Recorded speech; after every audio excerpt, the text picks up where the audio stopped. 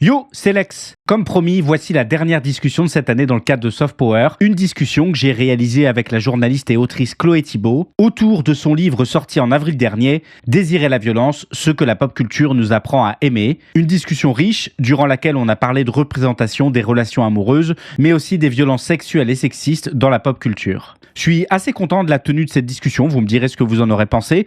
Moi, je vous dis au 10 janvier pour la reprise de Soft Power, la matinale pop culture et politique, pour la 70e, et je vous souhaite de bonnes fêtes et une bonne fin d'année. Bonne écoute!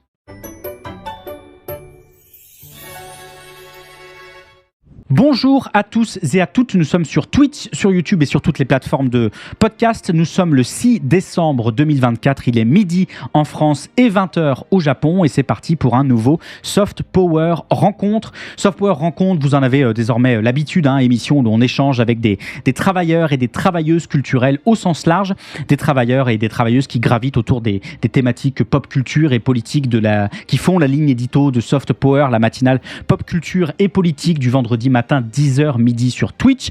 Et précisément, les gens, si vous écoutez régulièrement la matinale, vous n'êtes pas sans savoir que ces dernières semaines, l'actualité nous a amené à discuter ensemble à plusieurs reprises de la question des représentations dans bon nombre d'œuvres, de la question de la manière dont les personnes, dont les événements, les cultures, les genres sont présentés et illustrés dans les médias et dans les œuvres culturelles. Et ces derniers mois, on en a eu pour nos réflexions de la représentation de la masculinité hégémonique chez Tom Cruise dans Mission Impossible, à celle du travail dans le jeu Minecraft, en passant et entre autres par la représentation de bon nombre de pays africains dans les médias internationaux, notamment en période électorale, souvenez-vous. Mais cette semaine, les gens, je vous propose d'aller plus loin et nous intéresser à la question des représentations, des comportements amoureux, des relations amoureuses et aussi des violences sexuelles et sexistes dans les œuvres de pop culture. Et pour ce faire, les gens, quoi de mieux que de recevoir aujourd'hui la journaliste Chloé Thibault, dont vous avez peut-être connu comme moi le travail chez Les Glorieuses il y a quelques années et désormais chez Simone Média pour la newsletter La Pause Simone. Chloé Thibault, journaliste mais aussi autrice de plusieurs livres dont celui sorti le 24 avril dernier dont on va pas mal parler aujourd'hui, Désirer la violence, ce que la pop culture nous apprend à aimer aux éditions Les Insolentes. Alors préparez-vous les gens, préparez-vous à ouvrir grand les yeux sur des œuvres qui vous les tenaient jusque-là bien fermées et préparez-vous à brouiller désormais volontairement le lien entre fiction et réalité parce qu'au fond, il ne s'agissait peut-être pas que de films. Chloé, je te remercie d'avoir accepté l'invitation. J'en profite pour montrer une première fois, pour celles et ceux qui nous suivent en direct, ton livre sorti le 24 avril dernier, Désirer la violence, ce que la pop culture nous apprend à aimer aux éditions Les Insolentes. Et je précise pour celles et ceux qui nous écoutent en direct que si vous avez des questions, vous pouvez les poser dans le chat. J'en sélectionnerai si elles s'intègrent bien au flux de la discussion où on pourra les reprendre à un moment dédié en fin d'émission si le temps le permet. Et j'ajoute que la discussion sera disponible en VOD et en podcast audio dans le courant du mois. Chloé, on est parti pour discuter ensemble 1 à 2 heures. Ça te va toujours ? Écoute, j'espère survivre à tes questions. Ça devrait aller. Très bien. Écoute, justement, pour survivre à mes questions, je te propose de commencer par celle-ci. Pour celles et ceux qui n'auraient pas encore lu ou qui ne connaîtraient pas ton livre, Désirer la violence, c'est un essai au style un peu particulier, on en reparlera, mais un essai qui invite, et je cite très humblement la 4e de couverture, à une réflexion profonde et audacieuse sur les violences sexistes et sexuelles qui se cachent sous le vernis de nos divertissements préférés. Bref, un essai dans lequel tu as travaillé méticuleusement, analyse de spécialistes à l'appui, à voir ce qui se reflète derrière des personnages, des comportements, des moments, des représentations dans des œuvres culturelles et même pop culturelles, puisque c'est la visée du livre.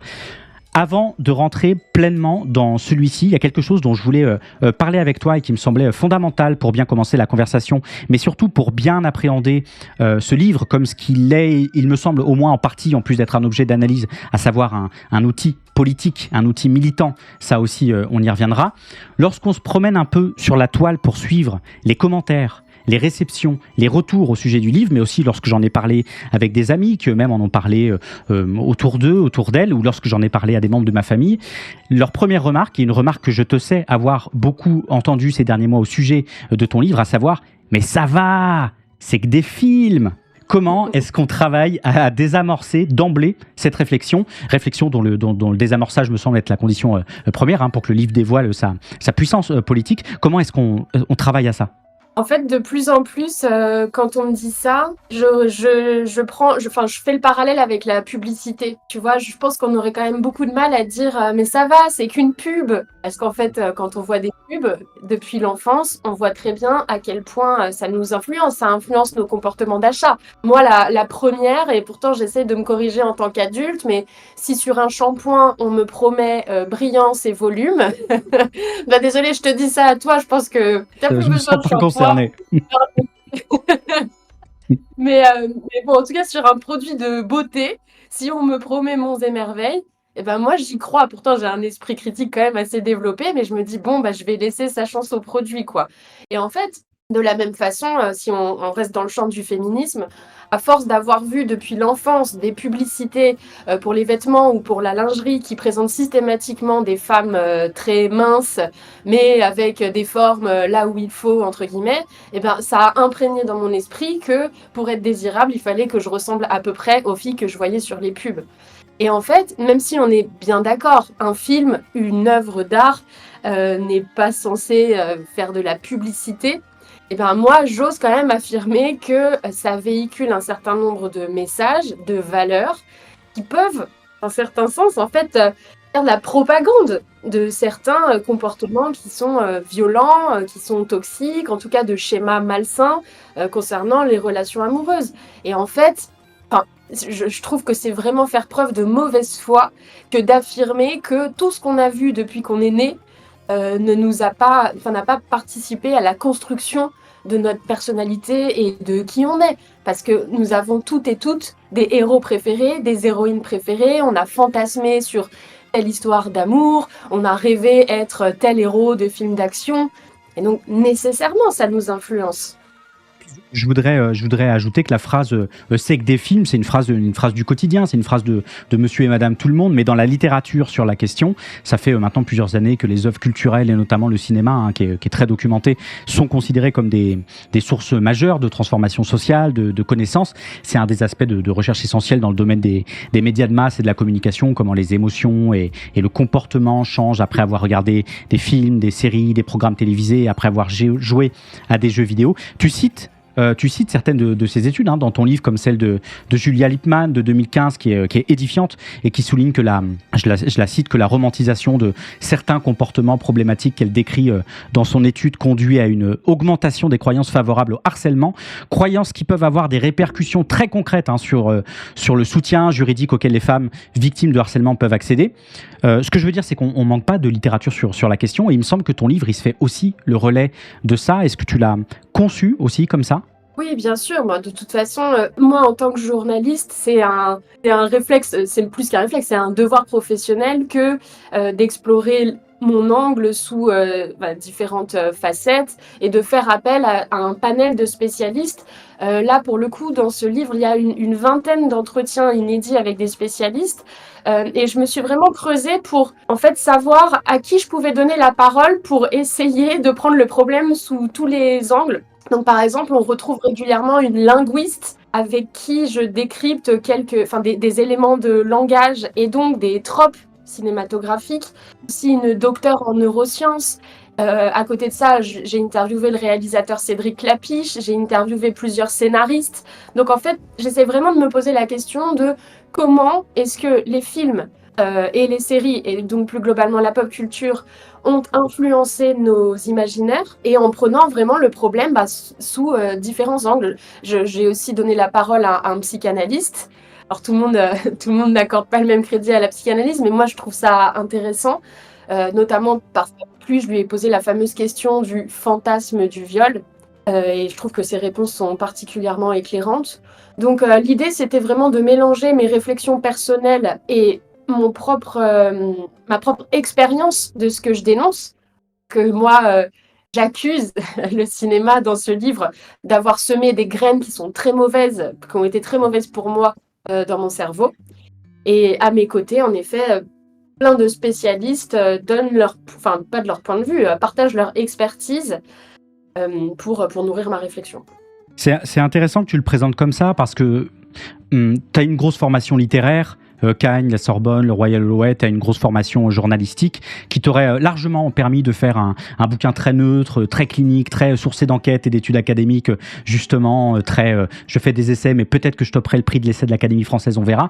Mais c'est pas exactement le choix que tu as fait, encore que pour l'Académie française, on verra, peut-être. Mais tu as choisi d'écrire cet essai à la première personne, dans un style très humain, en parlant beaucoup de tes expériences de vie, souvent très intimes, de moins en moins légères au fur et à mesure qu'on avance dans le livre. Et le choix des œuvres culturelles traitées, c'est aussi le cadre des œuvres qui t'ont parlé à toi durant ta vie, puisqu'évidemment, tu aurais pu prendre des millions d'exemples. C'est pas ce qui manquait, donc il a fallu faire un choix. Cette mise en avant de la première personne, on la connaissait dans ton travail journalistique jusqu'à maintenant. Est-ce que pour désirer la violence, tu l'as fait par habitude, ou est-ce que c'était un passage obligé dans ton livre pour provoquer des prises de conscience chez les lecteurs et chez les lectrices ? Je te remercie de souligner ça, de revenir sur ma formation, parce qu'en fait, c'est quelque chose que je dis beaucoup et très humblement, mais c'est qu'en effet, j'ai fait des hautes études littéraires, j'ai un parcours, voilà, j'ai fait tout ce qu'il fallait faire dans quasiment les meilleurs endroits possibles, donc en fait, des essais d'intello, je sais faire, je saurais totalement faire ce que tu décris, des articles plus académiques. On m'a demandé de le faire pendant plusieurs années, donc je sais le faire. Maintenant, je crois que la force de mon travail, c'est justement cette dimension plus humaine et plus incarnée et plus accessible dans les références. Parce que moi, ce qui m'intéresse, c'est pas d'aller convaincre, d'abord en priorité les personnes de l'Académie française. Je suis pas complètement sûre qu'elles soient ouvertes à mon discours. Mais ensuite, c'est pas non plus de convaincre celles qui me ressemblent, donc qui font partie du milieu parisien féministe, on va dire. Moi, j'ai vraiment envie de toucher le plus large public possible. Et d'ailleurs, des personnes qui ne lisent pas forcément d'essais. Et c'est quelque chose que j'entends depuis 7 mois, depuis la sortie de mon livre, venant de personnes qui ne lisent pas beaucoup d'essais et qui pourtant ont vraiment apprécié la lecture de Désirer la violence. Donc pour moi, c'est une victoire. Et je pense que si j'avais, et de toute façon, je vais pas faire semblant d'être quelqu'un que je suis pas, mais si j'avais voulu prendre que des références justement élitiste, tu vois, le ciné, que de la nouvelle vague française, cinéma français qui fait bien quoi dans la bourgeoisie, on va dire, Ouais, clairement. Ouais. ça aurait pas parlé aux gens. Moi, je trouve que c'est beaucoup plus fort de parler de Disney, de parler de Friends, de parler du côté plus féminin de Gossip Girl, en fait, des choses vraiment qui nous ont accompagnés et qui sont très accessibles. Donc c'est la force. Et ensuite, c'est vrai que depuis quelques années, je travaille beaucoup sous les formats de newsletter et de chroniques. Donc c'est une écriture, c'est ma patte, comme on dit dans le jargon. C'est ce que j'aime faire. Et puis surtout, ça me permet, pour désirer la violence, de pas être dans une posture de donneuse de leçons, de bien dire, en fait, moi, ce que je vous décris là, je le vis. J'en ai fait l'expérience dans ma vie de femme. J'ai choisi les mauvais hommes. J'ai choisi par moments, j'ai pas choisi un partenaire violent, mais j'ai cautionné une forme de violence dans mes relations. Alors comment est-ce que j'ai pu en arriver là ? Voilà. Est-ce que il y a une volonté avec ce ton, ce style, cette première personne de te faire entrer dans l'intimité aussi pour rassembler, pour éviter au mieux des crispations, des tensions chez les lectrices, mais surtout chez les lecteurs, dont on sait que chez beaucoup le sentiment d'insécurité est très vite déclenché ici et ailleurs. Est-ce que tu le fais aussi pour ça Là, c'est pas dans un premier temps, c'est plus pour les lectrices que pour les lecteurs. On va quand même être sincère. Mais là, j'ai eu l'occasion de faire beaucoup de rencontres en librairie et de conférences. Et justement, je sais que le fait que je prenne ma part de responsabilité et que je parle de mon expérience personnelle favorise l'identification des lectrices. Et donc, ça les apaise. Je pense vraiment que cette lecture a des vertus cathartiques pour les femmes. Et après, moi, les hommes et les garçons, dans mon travail, d'une manière générale, j'essaie vraiment d'aller les chercher. C'est pas que je montre pas de blanche, pas du tout, mais j'essaie tout le temps au maximum d'expliquer comment le féminisme est bénéfique aussi aux hommes. Et c'est pour ça que dans le livre, dès le début, j'explique que c'est pas du tout un livre contre les hommes, c'est un livre contre le patriarcat et les schémas dominants. Et c'est très très différent en fait. C'est vraiment très différent. Des livres contre les hommes, il en existe. Celui-ci, non, il dit vraiment, et d'ailleurs, vu qu'on est au début de la conversation, je le dis, les violences que je pointe du doigt sont aussi opérées envers des hommes. Là, les hommes peuvent être victimes de violences sexuelles, ils le sont. Maintenant, dans la majorité des cas, les agresseurs sexuels d'hommes sont des hommes également. Mais en tout cas, voilà, je n'exclus pas les hommes de ce que je pointe du doigt. D'accord. Dis-moi, dans tes précédents travails, on pouvait te suivre sur les petites glows newsletters féministes pour le média Les Glorieuses, qui était à viser des 12-24 ans. On pouvait te voir journaliste pour le média J'espère que tu vas bien, qui était là à destination des 15-25 ans. Tu as travaillé aussi très longtemps pour Magique Maman avec des articles à destination notamment des enfants et des adolescents et des adolescentes. Et pourtant le fait d'orienter ton livre Désirer la violence autour de ton expérience personnelle fait que dans le style, dans le choix des œuvres, dans le choix des mots, tout semble un peu designé par nature pour ma génération, qui est aussi la tienne parce qu'on a des âges assez proches. Est-ce que c'est volontaire? Est-ce que tu voulais toucher un public d'une certaine tranche d'âge en particulier avec ce livre? Est-ce que c'est incident? Oui, là, clairement, c'est pas un livre pour les ados. Désirer la violence, c'est un livre pour adultes. J'ai reçu plusieurs messages d'ailleurs de parents qui me demandent est-ce que je peux l'offrir à mon ado de 15-16 ans. Je dirais que c'est pas interdit à 15-16 ans, mais on peut être tellement différent. Enfin, moi, à 15-16 ans, je considère que j'aurais pu le lire sans être choquée et que ça m'aurait appris plein de choses. Mais parfois, je croise des ados de 15-16 ans que je trouve encore très jeunes émotionnellement. Donc, bon, je dirais que c'est vraiment à adapter par rapport à son enfant, enfin, par rapport à son ado. Maintenant, pour te répondre, oui, enfin, et ça rejoint ta question précédente. Quand on se dit qu'on va faire un bouquin sur les films et les séries, c'est tellement large, enfin, c'est-à-dire qu'on a des millions de possibilités en termes de références. Donc moi, je suis beaucoup partie de celles que je maîtrisais déjà et de celles avec lesquelles moi j'ai grandi. Donc forcément, ça a un côté très 90s kids, quoi. Je suis un enfant une enfant des années 90, donc je pense que ça se ressent. Maintenant, je combats toujours cet argument, tu sais, surtout pour la musique, j'étais pas née. Je dis à tout le monde, à l'époque de Mozart, a priori, personne n'était né, et pourtant on connaît Mozart. Donc pour les films, c'est quand même pareil. J'étais pas née à l'époque de Grease, à l'époque de Dirty Dancing, et pourtant j'ai grandi avec. Enfin voilà, c'est ça la magie quand même de l'art, c'est qu'on transmet ses références. Donc j'essaye quand même de à la fois toucher, je dirais, mes parents, voir les grands-parents, parce que je parle quand même de films des années 50-60. En même temps, les tout jeunes, les plus jeunes que moi en tout cas, avec par exemple You, ou oui, ça va être quoi les plus récents? You, Le Consentement, qui sont quand même très récents. Mais c'est sûr que ça m'a donné un petit coup de vieux parfois sur Twilight, quand je me rends compte que les vrais jeunes d'aujourd'hui, en fait pour eux c'est déjà vieux Twilight, alors que Ah pour moi c'est ouais. pas si. Il y en a qui connaissaient pas Twilight en fait, mais c'est logique. Ouais. On est vieux, mais justement, si je te demande ça, c'est parce que je t'ai entendu parler dans quelques interviews du fait qu'il t'arrivait de discuter avec des jeunes adolescents, des gens qui avaient la vingtaine, de La fièvre du samedi soir, par exemple, le film de John Badham dont tu as souligné à plusieurs reprises dans ces interviews qu'il était toujours une référence ombrageuse qui planait même au loin parmi les jeunes générations.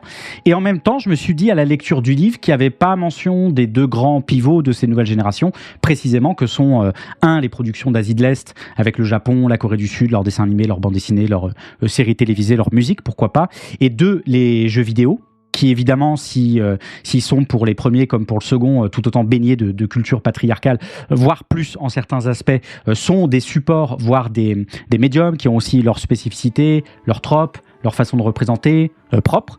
Est-ce que c'est là aussi un choix volontaire de ne pas en avoir parlé? Est-ce que c'est tout simplement parce que ça n'a pas fait partie de ta vie? Je ne sais pas. Bien sûr, c'est un choix, enfin oui, c'est complètement un choix. Là, moi, mon corpus, c'est vraiment France et États-Unis, on va dire, enfin, culture occidentale, capitaliste, on va dire. Enfin voilà, ce cinéma quand même relativement mainstream. Maintenant, je sais que, notamment, on parle beaucoup des mangas depuis la sortie de mon livre, et je sais que le cinéma asiatique, alors c'est très large quand je te dis asiatique, mais il y a énormément de choses à en dire, et je sais très bien que ça pourrait nourrir la réflexion. Maintenant, je suis pas du tout spécialiste, et ça m'aurait demandé en fait 2 ans de travaux, de recherche pour me sentir, peut-être plus légitime en fait pour parler de ça. Et j'aime bien dire, contrairement aux hommes, je ne m'exprime pas sur les sujets que je ne maîtrise pas. Non, parce que c'est une tendance parfois très masculine de faire ça. Mais en tout cas, moi, quand je maîtrise pas quelque chose, je préfère m'abstenir plutôt que de faire semblant. Par exemple, dans le livre, je parle pas de Buffy parce que moi, j'ai pas du tout été de la team Buffy. Je maîtrise pas assez. Je le connais, mais je maîtrise pas assez. Donc, je préfère utiliser d'autres références que celle-ci. Maintenant, en fait, je sais qu'il y a tellement à dire, par exemple, sur les mangas, que pour moi, il faut que ce soit un livre dédié, en fait. Il y a largement la matière pour presque prendre exactement mon angle et l'explorer à travers ces références-là. Et sur les jeux vidéo, bah pareil, on m'en a beaucoup, on m'en parle beaucoup, surtout en commentaire. Oui, c'est l'éternel truc, comme les jeux vidéo qui rendraient violents. C'est pas la même chose. Enfin, vraiment, déjà, le jeu et le jeu dans lequel tu participes, tu es actif, etc. Et le fait de visionner des films, c'est quand même pas la même chose dans le cerveau et dans le corps. Oui, bien sûr. Pareil, c'est un tout autre angle, c'est un autre livre. Et qui, moi, m'intéresse moins parce que, pareil, je suis pas du tout une gameuse. Donc, et puis surtout, même si je sais très bien qu'il y a des jeux vidéo qui sont d'une qualité presque égale au film, c'est quand même différent. Mais ça fait partie de la pop culture, on est d'accord. D'accord. Je fais un petit pas de côté. Aujourd'hui, il fait peu secret de ton engagement féministe. Tu avais déjà écrit un livre l'année dernière, Pécho au canard, qui, en plus d'avoir un titre incroyable, dressait le portrait des hommes que tu avais pu croiser dans ta vie amoureuse, dans l'objectif d'identifier des schémas malsains et ou toxiques au sein d'un couple hétéronormé. Maintenant, tu travailles chez Simone, un média d'information féminin engagé qui travaille à je cite, éveiller les consciences en matière de sexualité, d'environnement, de droits des femmes ou sur la relation femme-homme. Et pourtant, dis-moi si je me trompe, en termes d'engagement, de radicalité, si j'osais, j'ose, ça tombe bien, j'ai l'impression qu'il y a un avant et un après désirer la violence dans ton cheminement militant. D'abord, que ce soit Pécho canard ou Désirer la violence, tu vois, il n'y a pas écrit en 4e de couverture ou n'importe où, ceci est un livre féministe. Ouais, bien sûr, bien sûr. C'est un livre féministe. Dans beaucoup de librairies et même en ligne, il est rangé en sociologie. Et en fait, ça me va parce que moi, ce que je répète assez constamment, c'est que féministe, c'est pas mon métier. Je suis journaliste, je suis autrice. Et le féminisme fait partie de mes valeurs, comme l'antiracisme. Mais je passe pas mon temps à dire l'article que vous allez lire est féministe et antiraciste, par exemple. En fait, pour moi, c'est devenu même ringard. Tu vois, par rapport à il y a 10 ans, c'est devenu même ringard de préciser c'est un essai féministe. Mais je comprends très bien qu'on le fasse. Mais en tout cas, moi, je le présente pas comme ça. Quand tu m'as demandé tout à l'heure, la première question, je dis pas, bah alors voilà, c'est un livre féministe. Et sur la radicalité, bon, évidemment, je te laisse utiliser ce mot. Il n'y a pas de souci. Maintenant, moi, ce que je ressens à l'intérieur, c'est plus une question d'affirmation que de radicalisation. Et c'est chouette, quoi. C'est aussi pour ça, là, j'ai fêté mon anniversaire récemment. Bah, je Bon me disais, anniversaire. merci. Je me disais, j'aimerais pas revenir 10 ans en arrière, en fait. Je suis heureuse de la confiance en moi que je développe, d'être de plus en plus affirmée, aussi bien dans ma vie personnelle que dans ma vie professionnelle, de porter justement cette parole publique sur ces sujets qui me tiennent à cœur. En fait, c'est plutôt ça, c'est de moins en moins de peur d'affirmer qui je suis, d'exister et de porter mes messages. Maintenant, désirer la violence, oui, clairement, pour l'instant, c'est mon livre qui me rend la plus fière et c'est celui qui vient vraiment du plus profond de mes tripes. Et je pense que c'est pas un hasard aussi si c'est avec celui-ci que je connais mon premier vrai succès. Et c'est mon 5e livre quand même, hein. C'est ton 5e livre, mais quand même, tu précises assez tôt dans le livre, je cite, hein, c'est un livre contre le patriarcat qui entreprend de l'affaiblir en empruntant une voie encore peu utilisée. Tu présentes quand même le livre comme un outil politique et militant. Est-ce que tu peux en dire plus pour celles et ceux qui nous écoutent quant à cette voie encore peu utilisée que tu utilises précisément et comment tu as pensé ton livre dès le début comme un outil politique ?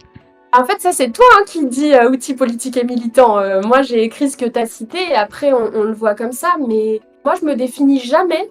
Peut-être que dans un an, je dirais quelque chose de différent. Mais je me suis jamais définie comme militante. Et vraiment, souvent, il m'arrive de corriger quand je fais des interventions et qu'on me présente comme ça en disant je suis journaliste. Enfin, pour moi, c'est quand même c'est différent. Enfin là, évidemment, je réfléchis en même temps que je te réponds. Parce que c'est bien de dire que c'est différent, mais pourquoi ça l'est tant que ça?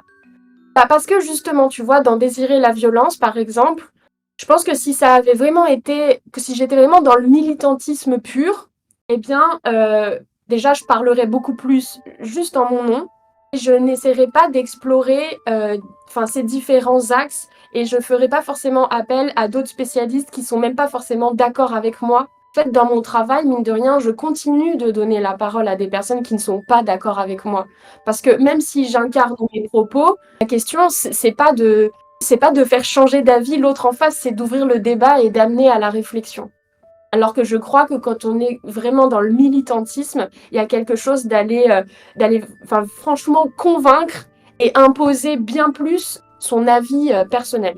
Mais les frontières sont minces parfois entre le journalisme et le militantisme, quand en plus tu travailles dans des médias dont les valeurs ou pas partis politiques, mais familles politiques sont affichées, quoi. Donc là, il est certain qu'en travaillant pour Simone Média, oui, forcément, c'est un média féministe. Donc ça me permet de ne pas cacher cette partie-là de moi, quoi. Je me suis éloignée un petit peu de ta question, j'arrive plus à me rappeler ce que tu m'avais demandé précisément. Non, c'est la deuxième partie de ma question. La première partie, c'était comme tu parlais d'emprunter une voie encore peu utilisée pour alors je vais pas utiliser le mot lutter, mais partir contre le patriarcat. Quelle est cette fameuse voie dont tu parles pour celles et ceux qui n'ont pas lu le livre? Eh bien oui, c'est vraiment la voie culturelle. Enfin, ce que j'écris, je rebondis sur le rapport du Haut Conseil à l'égalité entre les femmes et les hommes dans cette intro. Et je parle de la racine culturelle du mal. Parce qu'en fait, pour moi, quand on parle de la culture du viol et globalement la culture des violences et le sexisme, évidemment, si on pense au harcèlement de rue, si on fait un documentaire et qu'on voit concrètement des violences sexistes, des violences sexuelles, ça nous paraît évident. Mais ce qui est beaucoup plus insidieux dans les œuvres culturelles, c'est qu'on nous a justement présenté ces violences sexistes et ces violences sexuelles comme n'étant pas de la violence. Et en fait, c'est ça le cœur de mon livre. C'est d'essayer de donner, alors tu vois, plus que les outils, moi c'est les lunettes, ça oui, c'est une métaphore qu'on retrouve dans le militantisme féministe, mais ces lunettes qui nous permettent de voir les choses différemment. Et c'est vraiment le travail que j'ai fait ces dernières années, de revoir des œuvres et de me dire, mais comment est-ce que plus jeune, ces scènes-là ont pu me faire fantasmer, j'ai pu les trouver romantiques, alors qu'aujourd'hui, si je transpose en me disant, si ça m'arrivait dans la vraie vie, est-ce que je trouverais ça désirable et romantique? Eh bien non, pas du tout. En fait, c'était vraiment ça, le cœur du propos. Et c'est ce qu'on appelle la culture du viol. Parce que la culture du viol, c'est un continuum de violence. C'est pas forcément des choses qui mettent en scène des viols. Ça peut être d'autres agressions sexuelles et ça peut vraiment être même dans la façon dont on se drague à l'écran et dans les jeux de séduction qui sont présentés comme étant chouettes, alors que très souvent ils s'apparentent à du harcèlement, par exemple. Est-ce que je peux juste répondre quelque chose à Club Provence TV? Bien sûr, vas-y. Parce que la personne dit j'aime bien le terme continuum. Ça, c'est quelque chose de plus important comme concept, comme notion, le continuum de la violence dans la question des violences conjugales et globalement des violences faites aux femmes et aux enfants. C'est qu'en fait, c'est le refus de hiérarchiser les violences.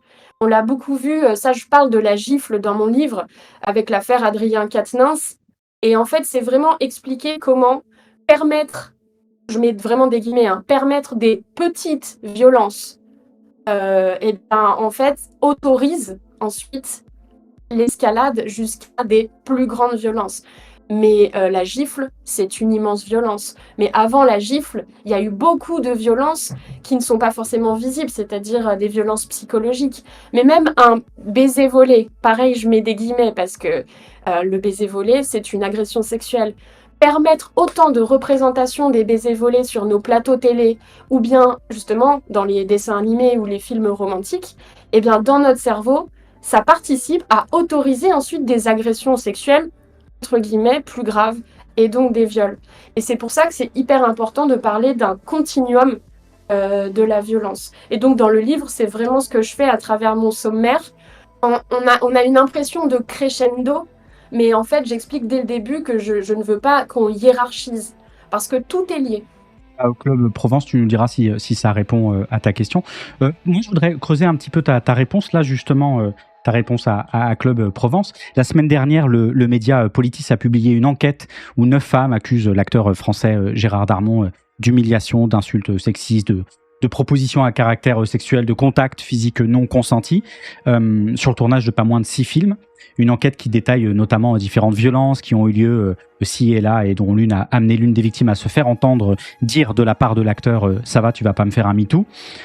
Si je parle de ça, c'est parce que, pour revenir à ce que je disais avant, dans plusieurs interviews, les intervieweurs, les intervieweuses, majoritairement intervieweurs par ailleurs, t'ont amené sur le terrain, comme j'ai essayé de t'amener de la politisation.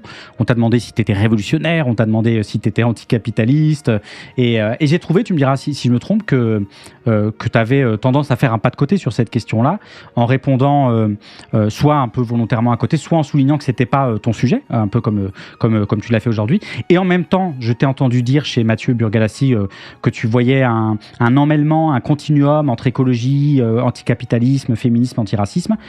Ma question, c'est comment on fait pour répondre à l'affaire Darmon? Comment on fait pour répondre à Depardieu, fait la fierté de la France, de Macron? Comment on fait pour répondre au discours éclaté qu'on a pu avoir autour de la gifle d'Adrien Quatennens si on ne s'organise pas politiquement? T'as dit vraiment énormément de choses.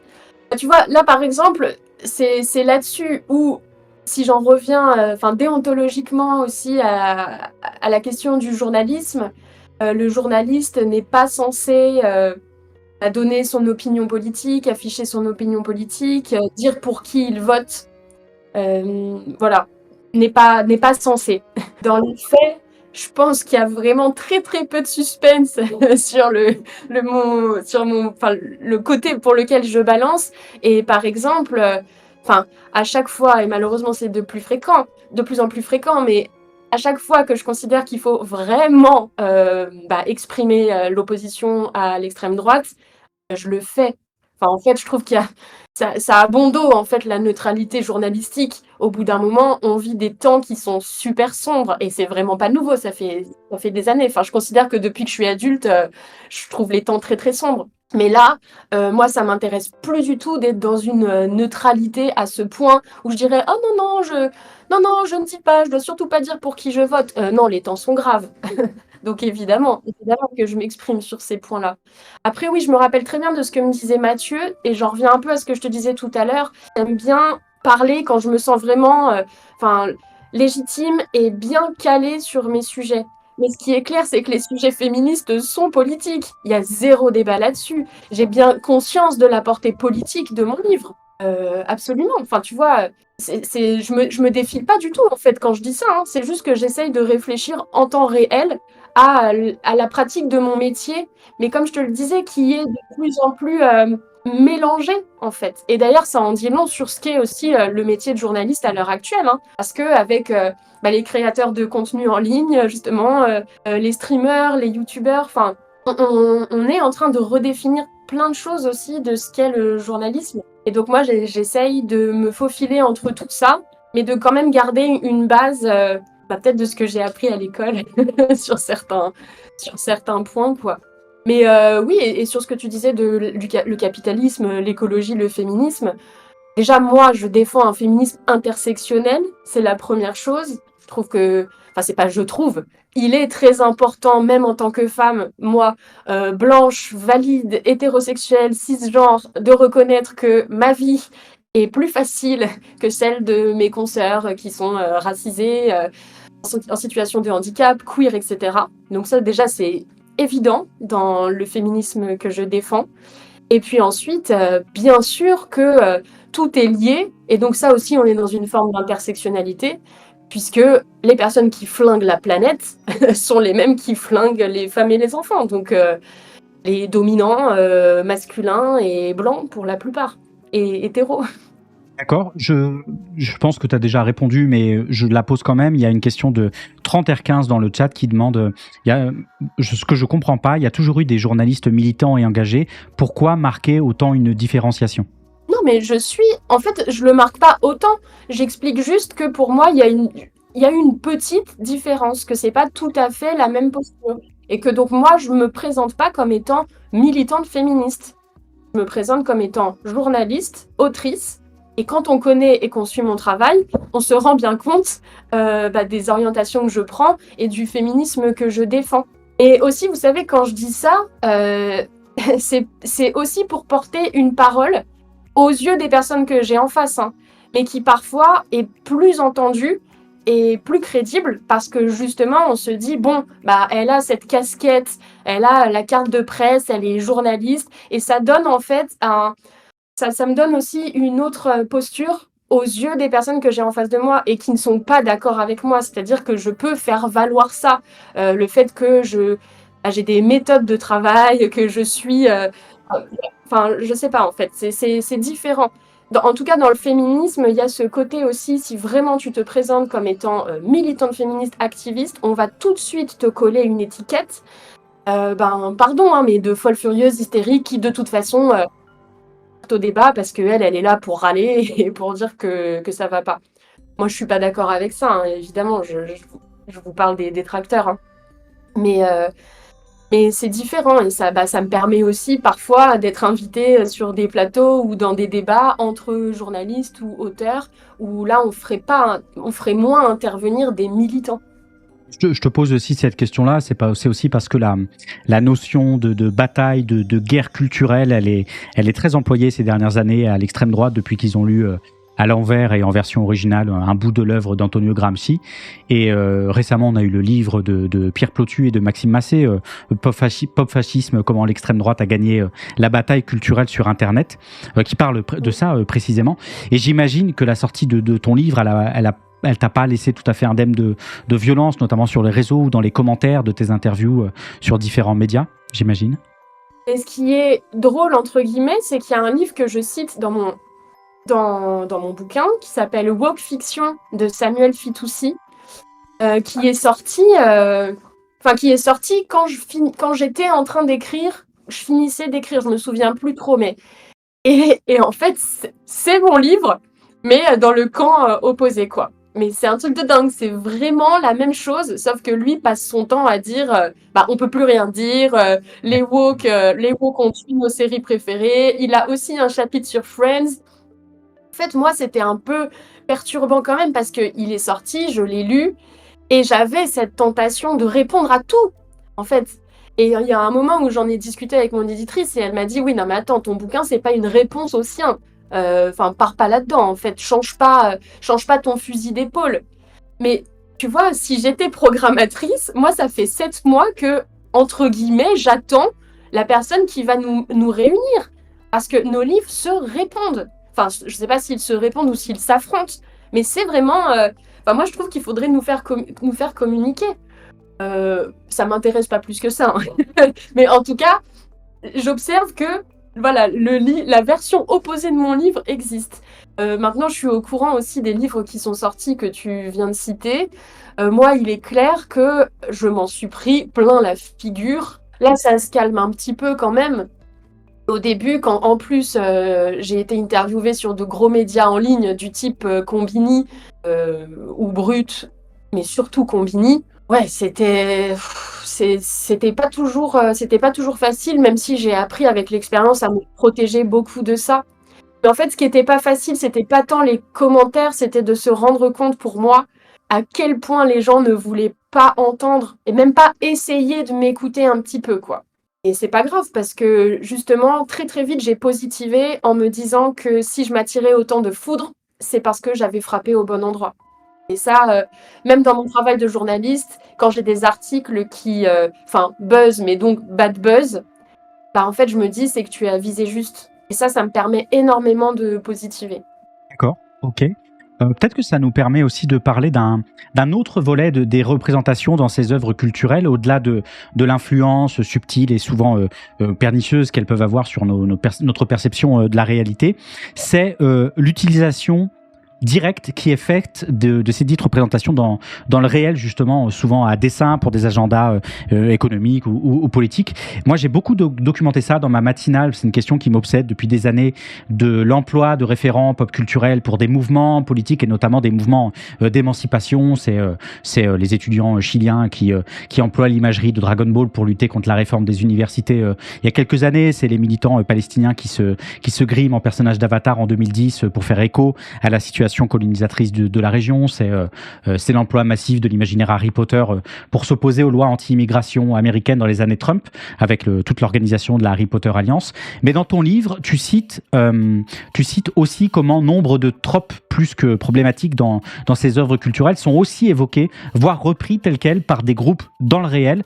Tu cites notamment peut-être anecdotiquement la partie blog de Mythique, le site de rencontre qui définissait le baiser volé comme, je cite, un cadeau surprise offert sans attendre de retour. Tu parles du site Art de séduire, tu parles des sites de coach en séduction, de pick-up artistes qui emploient pleinement l'imagerie et les dialogues, des dialogues plus que douteux du film Hitch avec Will Smith. Tu cites évidemment la sortie physique du playbook du personnage de Barney Stinson dans How I Met Your Mother, qui dans la série est une sorte de recueil de stratégies éclatées et violentes pour conquérir la femme, et qui dans le réel devient évidemment un outil pour masculinistes revendiqués. Et on pourrait citer l'esthétique de certaines séries américaines des années 50-60 empruntées par les mouvements conservateurs tradwife et consorts, comme l'esthétique d'une Cleaver dans Les Vies de Twitter.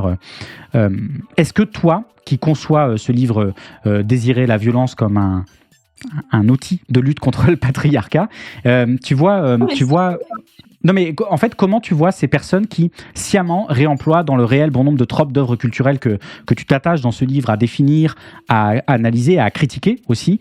Est-ce que tu les vois comme des adversaires, des ennemis politiques contre lesquels il faut aussi mener le travail? Comment tu te places à ce niveau-là? D'abord, merci d'avoir cité tous ces exemples. En fait, c'est très drôle parce que justement, parmi mes haters, il y a énormément d'hommes et de masculinistes. Et alors, d'un côté, on me dit c'est que des films, calme-toi et va à l'hôpital psychiatrique. Alors ça, bon, au-delà d'être psychophobe, c'est vraiment quelque chose qui est revenu très souvent, quoi. Va te faire soigner. Ah ouais, d'accord. Et de l'autre côté, ces mêmes gars consomment des vidéos où on leur parle de pilule bleue, pilule rouge, donc de Matrix, où on va leur mettre des extraits de Fight Club, et justement, les coachs en séduction raffolent de Hitch comme exemple. Donc en fait, ils font précisément ce que j'explique, à savoir se baser sur la pop culture pour créer leur méthode et leur imaginaire, quoi. Donc bon, ça déjà, on est dans de l'hypocrisie pure et dure. Et ensuite, comment je les vois? Tu vas te dire, en plus là aujourd'hui, je suis un peu dans une humeur positive et pas bisounours, mais évidemment que j'ai des adversaires, évidemment qu'il y a des personnes qui représentent l'adversité pour moi. Voilà, on a parlé de l'extrême droite, en fait, toutes les personnes intolérantes, quel que soit le domaine dans lequel elles exercent leur intolérance, évidemment que je les considère comme des adversaires de pensée, des adversaires politiques et des personnes qui sont hostiles, parce que ce sont des personnes qui, psychologiquement, physiquement, de près ou de loin, veulent en attaquer d'autres. Donc voilà. Après, je trouve ça révélateur et je trouve que ça confirme l'ingéniosité de cet angle-là, en fait, de voir le problème à travers le prisme de la pop culture et de nos références, parce que justement, ça nous permet de créer un dialogue qui peut paraître un peu plus léger, parce qu'on va être dans la métaphore, quoi. Tu parlais d'Harry Potter, on va se placer dans un domaine qui n'est pas tout à fait concret, mais en même temps qui va permettre absolument de se dire les choses. Et donc, ça, vraiment, j'observe cette année avec la promotion de mon livre, la défense de mon livre, à quel point ça peut être utile. Parce que justement, quand je me retrouve face très souvent à des hommes ou des jeunes hommes, en leur prenant un ou deux exemples de films qu'ils ont vus, de films qu'ils considèrent cultes, et en leur expliquant pendant 5 minutes, mais tu te rappelles de cette scène, tu le ferais, tu le reproduirais avec tes potes, tu trouverais ça cool si un pote faisait ça, etc. Ils ont souvent une espèce de eureka. Mais moi, ce qui me fait peur, c'est que quand justement je leur parle et je parle de Bertrand Blier dans mon livre et je parle des valseuses et j'explique que moi, ça me terrifie un peu de me dire que une grande partie des hommes qui sont au pouvoir aujourd'hui ont grandi avec ces références-là. Et Bertrand Blier et les valseuses, et même Macron, de toute façon, quand il dit ça sur Depardieu qui rend fière la France, etc., ça veut dire qu'on a en face de nous des hommes qui ont trouvé totalement OK et drôle un film qui repose sur les violences sexuelles faites aux femmes du début à la fin. Donc moi, ça me fait très peur. D'accord. Le positif, le caractère positif est parti. Oui, voilà, il est parti en cours de route. Mais c'est intéressant ce que tu dis parce que justement, moi, je voudrais qu'on rentre plus directement dans ton livre aussi pour donner une idée à celles et ceux qui nous écoutent de ce qu'il dit, de ce qu'il dévoile aussi. Ton livre, il est découpé en grandes parties, en grands chapitres, je cite, ceux qui nous amusent, ceux qui nous manipulent, ceux qui nous tuent, vengeance non féminin, la violence, c'est pas du cinéma, des parties qu'on voit bien construites sur l'idée de continuum des violences, non pas tant pour les hiérarchiser que pour mettre en évidence que toutes ces violences, elles sont liées entre elles. Pour avoir regardé pas mal de tes interviews et de tes plateaux dans différents médias, il y a quelque chose d'assez frappant, en tout cas qui m'a frappé, ça se trouve je me trompe complètement, mais quelque chose d'assez frappant pour la plupart d'entre elles et d'entre eux. Tu n'es souvent interviewé que sur les 2 premières parties. Et c'est encore plus frappant maintenant qu'on est en pleine affaire Pellico dans laquelle une 50aine d'hommes sont accusés d'avoir violé ou d'avoir tenté de violer la même femme, Gisèle Pellico, droguée à son insu par son mari Dominique Pellico. Il est assez rare qu'on t'ait interrogé sur la 3e partie, ceux qui nous tuent, qui est précisément la partie qui met le doigt sur les violences conjugales, les violences sexuelles, les féminicides. Comment t'expliques qu'on t'ait si peu prise à sujet lors de tes différentes interviews ? D'abord, j'adore cette question. Je suis d'accord sur la partie 3, mais j'ajouterais aussi la partie 5, parce que la partie 5, la violence n'est pas du cinéma. Je parle des violences hors écran, je parle de MeToo, de tout ça, quoi. Malheureusement, tu sais, ma première réponse, elle va être très claire, parce que les gens lisent pas le livre en entier, voilà. Je suis journaliste, j'observe aussi comment ça se passe. Malheureusement, je tombe souvent sur des personnes qui ont lu la 4e, ont lu la préface parce que c'était l'IO, ont lu l'intro, sont passés vite fait, ils se sont dit « tiens, on va parler de Gossip Girl comme tout le monde et de How I Met et de Friends ». Et basta. Et au début de la promo, d'ailleurs, ça m'a un peu inquiétée, entre guillemets, parce que bon, ce qui compte quand même, c'est qu'on m'ait interviewé. Mais je me disais, j'ai pas envie. Vraiment, la première semaine, je l'ai dit à mon attaché de presse, je disais, j'ai pas envie qu'on résume mon travail à Chloé Thibault parle des bad boys, quoi. Et de Chuck Bass dans Gossip Girl. Parce que, purée, quand même, j'ose affirmer que mon livre, c'est plus que ça. Donc, voilà, la première chose, c'est, je pense qu'il y a beaucoup de personnes qui ne l'ont pas lu en entier. La deuxième chose réaliste, c'est que justement parler de Friends et de Gossip Girl, ça va faire cliquer. La preuve en est, parce que les vidéos que j'ai faites sur ces personnages-là ou sur Ryan Gosling, globalement, elles ont très bien fonctionné. Et la dernière hypothèse, la dernière explication, c'est que aussi, c'est quand même plus facile de parler des bad boys et des baisers volés que des violences conjugales et des viols. Voilà. Donc on peut en fait avoir l'impression au maximum qu'on a évolué, et mine de rien, même les journalistes vont moins mettre les pieds dans le plat sur ces sujets-là parce que sans doute que ça fait moins cliquer et que de toute façon on n'a pas envie d'entendre aussi. On n'a pas envie d'entendre. J'avais moins de mensuétude que toi dans le sens où je m'étais demandé est-ce qu'il n'y a pas quelque chose qui justement relève d'un système patriarcal qui se couvre en partie, qui relèverait en partie de la culture du viol, dans le sens où on se dit oui bon c'est vrai, Edward Cullen qu'observe Bella dans sa chambre pendant qu'elle dort la nuit, c'est vrai, c'est un peu bizarre et ça fait référence qui joue un peu le jeu de l'anecdote, c'est efficace pour des interviews dont beaucoup étaient des formats courts aussi, c'est quelque part un petit peu inoffensif, même si c'est pas le bon mot évidemment. Est-ce qu'il n'y a pas alors je sais pas, une volonté, une peur, un refus, je sais pas, dans les médias dans lesquels tu es allé, d'entrer encore une fois dans le sujet des violences conjugales, des violences sexuelles, des féminicides? En fait, c'était la dernière chose là que j'allais ajouter, que tu as peut-être remarqué aussi, c'est que j'ai pas les chiffres, mais je pense que 90 voire 95% des promos que j'ai faites ont été réalisées par des femmes. C'est aussi pour ça, je te cache pas que je t'ai dit oui, que j'ai dit oui à ton invitation, comme à celle de Mathieu, parce que ça m'intéresse d'avoir un homme en face de moi qui traite de ce sujet-là. Je trouve que c'est important. Mais je veux pas généraliser, puis en plus, c'est pas non plus super de dire ça, mais je crois même que, je sais pas, on va dire les 2 hommes journalistes qui me viennent en tête, en plus, ne sont pas des hommes hétéros. Donc ça crée aussi un autre angle de discussion entre nous. Mais tu vois, là, je suis pas sûre que je puisse te citer. Non, je peux pas te citer 5 journalistes hétéros et plus âgés que moi qui m'ont interviewé sur le livre. Je sais même pas si je peux t'en citer 3. Ça en dit long, justement. Tu le lis à quoi, ça? À ce que tu viens de dire. C'est que ces hommes-là, en plus, de toute façon, je parle d'eux dans ma conclusion. Dans ma conclusion, je dis que je sais qu'avec ce livre, je vais me mettre à dos des rédacteurs en chef culture dont je rêvais d'avoir les faveurs il y a 10 ans de ça, en sortant de l'école de journalisme. Allez faire chier, en fait. Allez leur dire que, allez, on va être gentils. La moitié de ce qu'ils adorent au cinéma fait l'apologie des violences sexuelles. Ils ont pas hyper envie, quoi. Ils ont pas super envie. Donc c'est plus pratique de me limiter à Chloé Thibault, la journaliste qui a une dent contre les bad boys. Voilà. Mais au fond de moi, et pour les personnes qui ont lu le livre, je sais très bien que mon travail va bien au-delà de ça. Mais d'ailleurs, c'est aussi pour ça que j'apprécie particulièrement les formats longs comme là avec toi, parce que y a beaucoup de personnes qui me disent non, j'ai pas lu ton livre, mais j'ai regardé toutes tes interviews. Je dis oui, mais le problème, c'est qu'il y a quasiment pas d'interviews qui, justement, parlent d'autre chose que des 2 premières parties de mon livre. Donc, tu peux pas remplacer la lecture du livre par le visionnage de mes interviews. Justement, peut-être qu'on peut en profiter. Alors, profiter, c'est pas le bon terme, mais quelques chiffres que tu cites dans ton livre, hein, pour rappeler un petit peu le réel au galop, justement.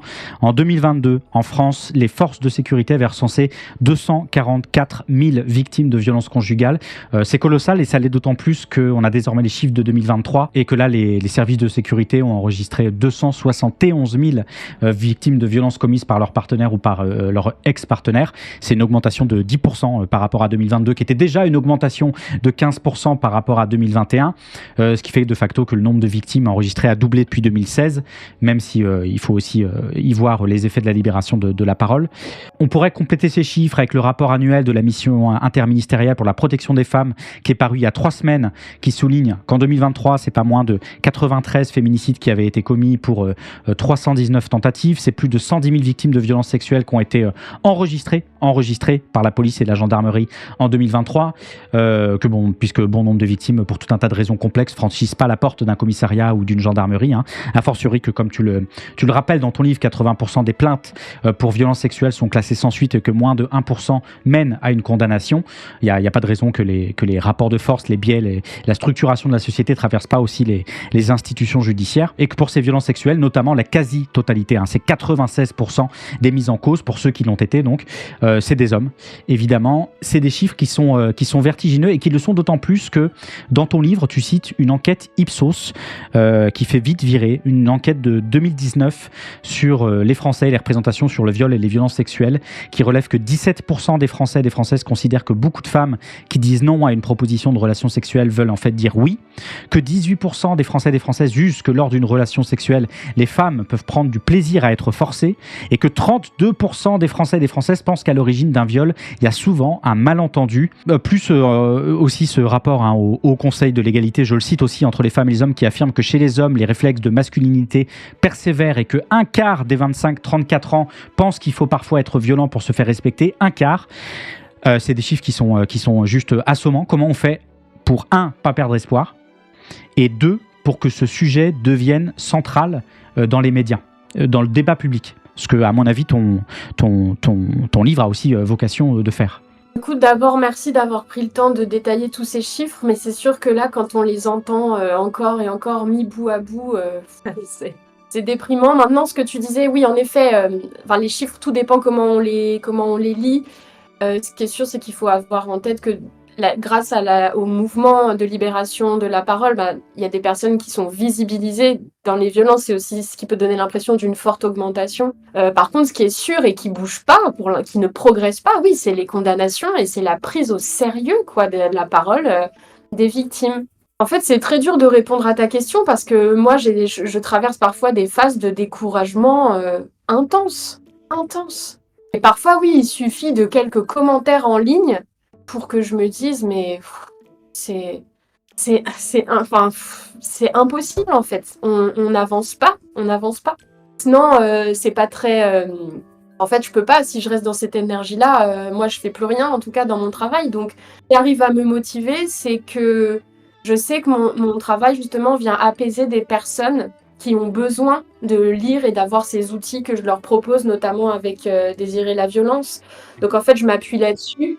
Et surtout, ce que je crois de plus en plus, c'est au bien en fait qu'on peut faire juste autour de nous, à notre petite échelle. Je parle souvent, j'avais fait un post sur le nombre de followers et le fait que je considère très sincèrement qu'il n'y a pas de petits comptes et pas de petite influence, dans le sens où une personne même qui a 52 abonnés a lu mon livre et le partage en story, et ben en fait peut-être qu'il y a 3 personnes dans son entourage qui du coup vont se le procurer et à qui mon travail va apporter quelque chose. Donc en fait je crois vraiment à la micro-influence sur ces sujets-là. Et même avec Pécho Canard qui a pas eu un succès immense, je vais pas te mentir, en librairie, et ben j'ai, on va dire, 2 ou 3 femmes, je vais pas rentrer dans les détails, mais qui l'ont lu et à qui ça a apporté quelque chose d'immense, ça a pu vraiment changer des choses dans leur vie.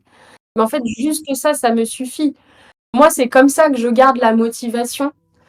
C'est vraiment comme ça. C'est en me disant que ce qui compte, c'est la micro-influence. Après, puisse-t-elle être de plus en plus grande? Ça, c'est justement mon travail public, en fait, d'essayer de me faire entendre de plus en plus souvent sur des plateaux avec de grandes audiences, en fait, pour pouvoir porter une parole juste. Maintenant, encore une fois, c'est pas moi qui fais la programmation des émissions, c'est pas moi. Enfin, en fait, on peut pas mettre le couteau sous la gorge aux journalistes pour avoir des interviews et des papiers en une, quoi. Donc c'est un long chemin, mais ça progresse quand même, tout simplement parce que les générations maintenant là de trentenaires, et je te parle même pas des nouveaux sortis d'école, nouveaux nouvelles, quand même vont porter des idées de plus en plus progressistes, j'espère, sur ces sujets-là. Mais attention, hein, c'est pas parce que t'es journaliste, c'est pas parce que t'as 30 ans que t'es pas sexiste. Hein. J'entends des choses qui sont complètement dingues, parfois de la part de femmes. Enfin voilà, le travail est immense. Maintenant, comment ne pas désespérer absolument face à ces chiffres? C'est trop m'en demander. Parce que même au-delà de ça, de toute façon, comment ne pas désespérer tout court? Vraiment, les temps sont atroces. Donc, je trouve que la réponse, elle est très personnelle. Et après, j'ai vite fait de sombrer dans du développement personnel et des conseils bien-être. Mais voilà, moi, j'essaye de cultiver une certaine lumière pour moi, pour tenir bon. Et donc, je me nourris beaucoup du fait de me sentir utile à d'autres. Ouais, d'accord. On peut aussi avoir de temps en temps l'impression aussi que cette lumière, elle s'éteint du fait qu'on est aussi dans une période de backlash qui est souvent une réponse à des grandes avancées des mouvements féministes, par exemple. Il y a une question à ce niveau dans le chat de MashLive qui demande: est-ce que vous considérez les années 80 comme une parenthèse brutale qui a coupé l'élan du progressisme des années 70 avec un retour à des valeurs traditionnelles, réganiennes, l'apologie du héros musclé qui considère que sa force ne nécessite aucun consentement? En fait, moi, je peine un peu à voir le progrès des années 70. Justement, je m'attaque quand même pas mal à cette décennie dans le Ouais, bouquin. clairement. Même au-delà du bouquin, je suis beaucoup intervenue à la rentrée sur le film Emmanuel. Pour moi, les années 70, c'est l'apogée de la culture du viol dans le cinéma français. Et même ailleurs, hein, d'ailleurs, parce que quand on parle de Grease, de La fièvre du samedi soir, etc., c'est dans ce mouvement-là. Donc, dans le cinéma français, les années 70, ça a été vraiment le moment où on autorisait complètement l'érotisation des violences sexuelles, quoi. Donc, là-dessus, pour moi, on a largement progressé, quand même. Et justement, ce qui se passe avec les dénonciations de violences, justement, qui ont eu lieu depuis ces périodes-là, enfin, en tout cas, par exemple, à Darmon et et Depardieu et compagnie, Jaco, enfin voilà, tous en fait, ces périodes-là. Donc pour moi, il y a eu une grande évolution dans le bon sens à ces décennies-là. Maintenant, je dirais quand même que les années 2000, pour moi, les années 2000, justement, vu que c'était en plus moi le cœur de mon adolescence, ont été une cata en termes de sexisme, d'homophobie, de grossophobie. Enfin, vraiment, les productions, notamment pour les plus jeunes, quand on pense à la saga American Pie, par exemple, avec laquelle on a été vraiment très nombreuses, enfin, pas à se construire, mais à kiffer, en tout cas, devant cette saga. Oui, oui, oui. Quand on la revoit aujourd'hui, mais il n'y a pas une minute de film qui n'est pas problématique, quoi. Je tente pas l'expérience, non.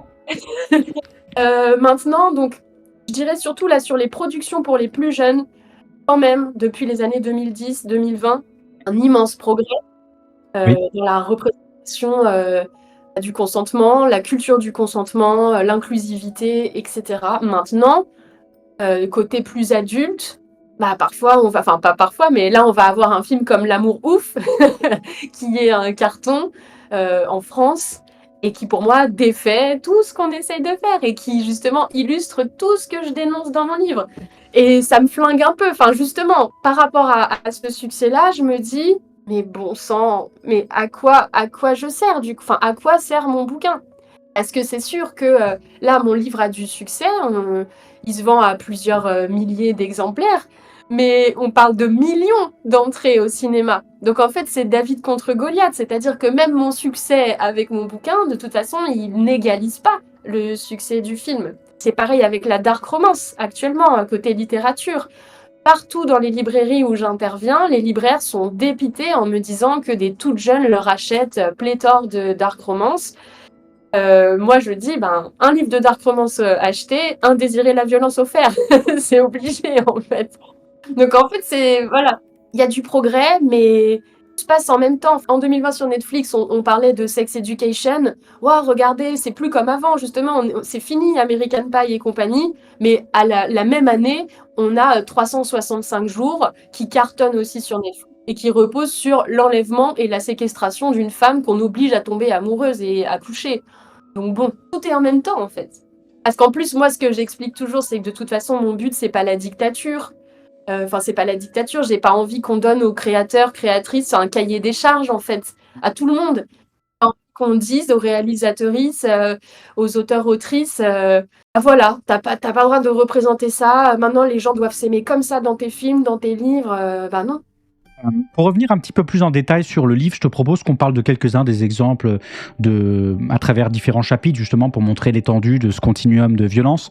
Dans ton premier chapitre, tu cites notamment l'exemple du film de 2002, L'Auberge espagnole de Cédric Lapiche, que tu interviews également dans le livre. Est-ce que tu peux nous en parler un petit peu ? L'Auberge espagnole, c'est vraiment le parfait exemple de tout ce qu'on se dit depuis le début. C'est-à-dire que moi, à l'époque de la sortie, j'ai 12-13 ans. Et je suis, à cette époque-là, Cédric Lapiche, c'est mon réalisateur français préféré. Je regarde, j'avais d'abord adoré Le Péril jeune. Et puis après, j'ai attendu avec hâte la suite de L'Auberge espagnole, etc. Et donc dedans, on voit des étudiants en Erasmus, et donc notamment Xavier, qui est incarné par Romain Duris, et qui rencontre Anne-Sophie, qui en plus est jouée par Judith Godrèche. Donc aujourd'hui, c'est vrai que ça a un côté encore plus intéressant depuis ses prises de parole de se dire qu'on l'a mise dans des situations comme ça de non-consentement quand même. Et donc il y a une scène où Xavier, sur les conseils de sa meilleure amie qui lui disait que les femmes aiment être saisies sauvagement et qu'on les force un peu, l'embrasse donc de force au Parc Güell à Barcelone, et elle lui dit non 7 fois. Parce qu'elle est mariée, mais je veux dire, il est très clair qu'elle dit non, elle se débat quand même, non, je ne peux pas. Et puis finalement, ils s'embrassent et cut, et la scène d'après, on les retrouve, on comprend qu'ils viennent de faire l'amour, et donc tout va bien. Et après cette scène-là, il débrief avec sa meilleure amie, qui est jouée par Cécile de France, et il lui dit putain, je te jure, c'était trop bon, c'était comme dans les films. Au début, elle était là, non, et puis après, oui, oh oui, c'était trop bien.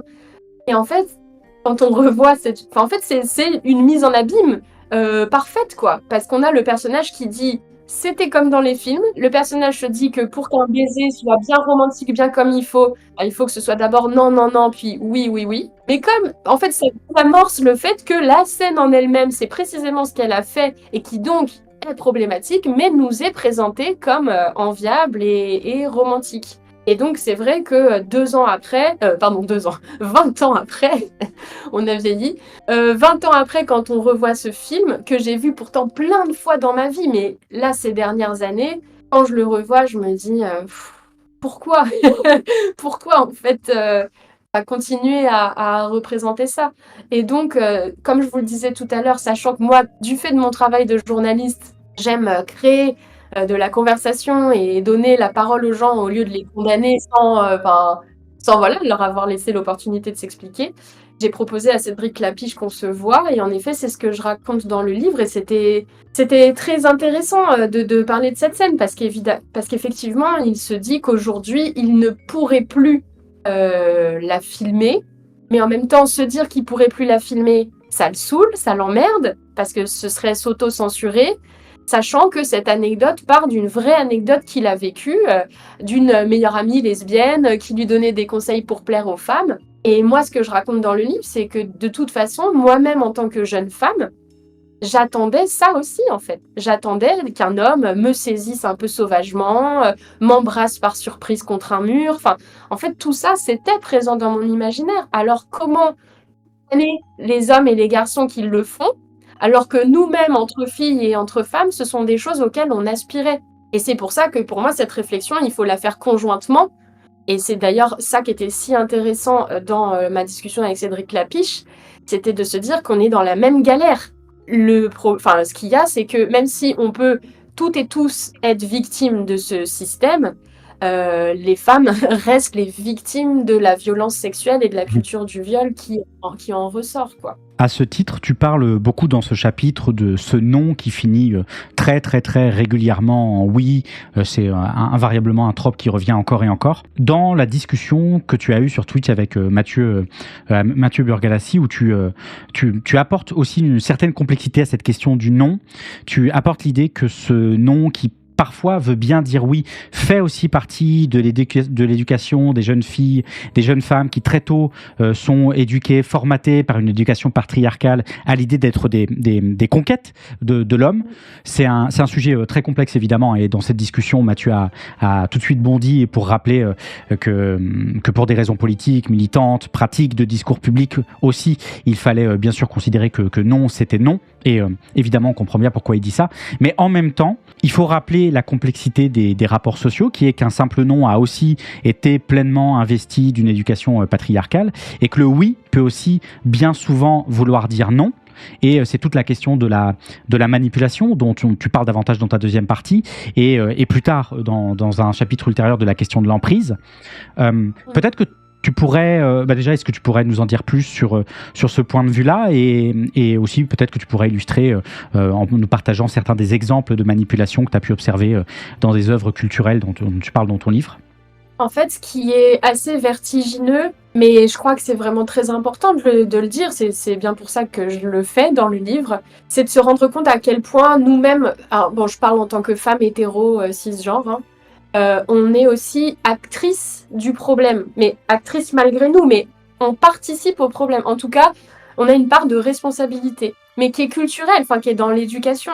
C'est-à-dire que par rapport à ce oui-non, enfin en fait ce débat actuel quoi, vis-à-vis du consentement, à la fois, nous, en tant que femmes, sommes éduquées à dire oui. Parce qu'on est éduqués, alors c'est l'expression people pleaser, mais on est éduqués à faire plaisir et à se mettre au service des autres et à être dans le soin de l'autre et dans l'empathie. Enfin voilà, ça pareil, c'est étudié. Je vous invite à lire le livre de Sama Karaki, L'empathie et politique, qui vient de sortir. C'est très instructif sur ce sujet. Donc, en fait, nous sommes éduqués à dire oui. Donc forcément, dans le cas des relations amoureuses et sexuelles, on dit oui, quoi. Pour faciliter la tâche de l'autre, et même si on n'a pas envie, on nous apprend à forcer un petit peu. Mais par ailleurs, dans les jeux de séduction, on nous apprend aussi à dire non quand on a envie de dire oui. c'est le fameux fuis-moi, je te suis-moi, je te fuis. Depuis toute petite, moi, et surtout à l'adolescence, et même dans mes années de jeunes adultes, on me dit qu'il faut pas être disponible tout de suite, qu'il faut faire mijoter, poireauter, galérer. On me dit, il a mis 1 heure à te répondre, eh bien multiplie par 3 ton temps de réponse.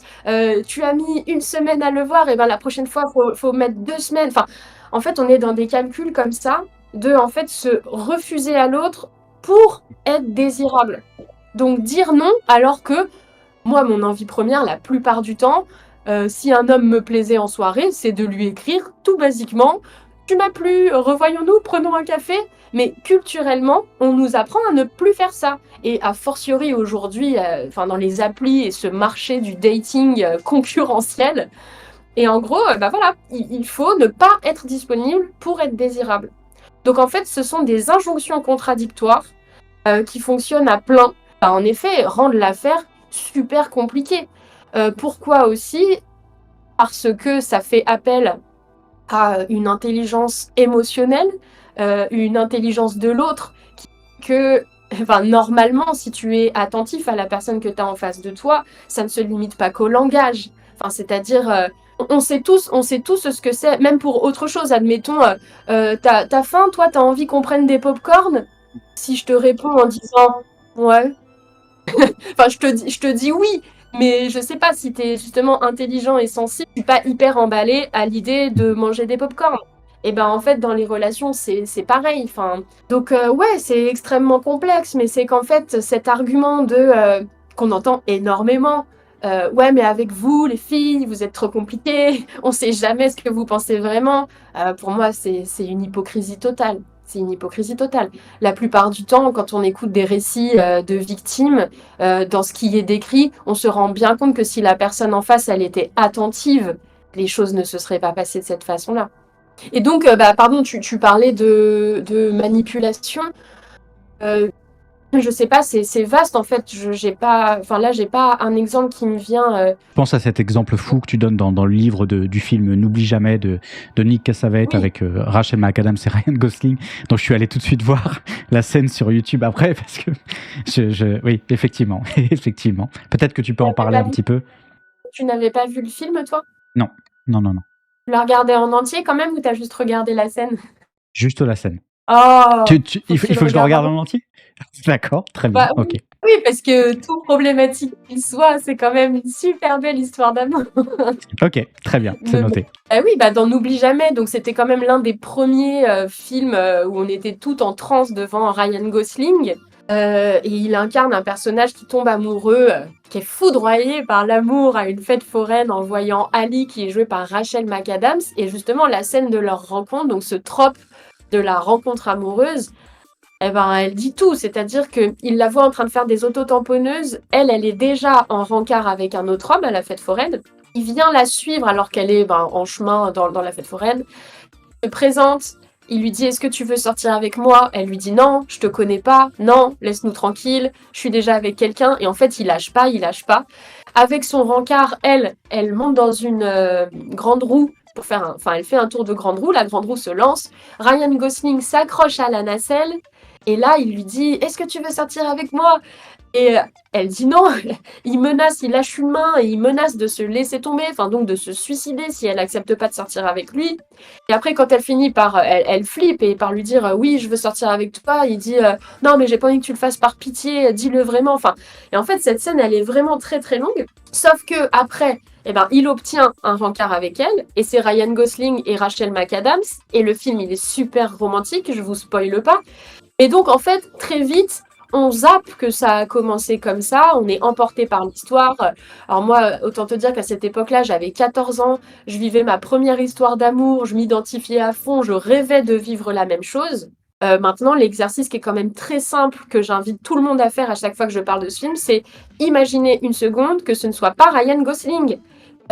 Imaginez, et là c'est discriminant, je suis vraiment confuse, mais imaginez que le type ressemble à Quasimodo dans Notre-Dame de Paris.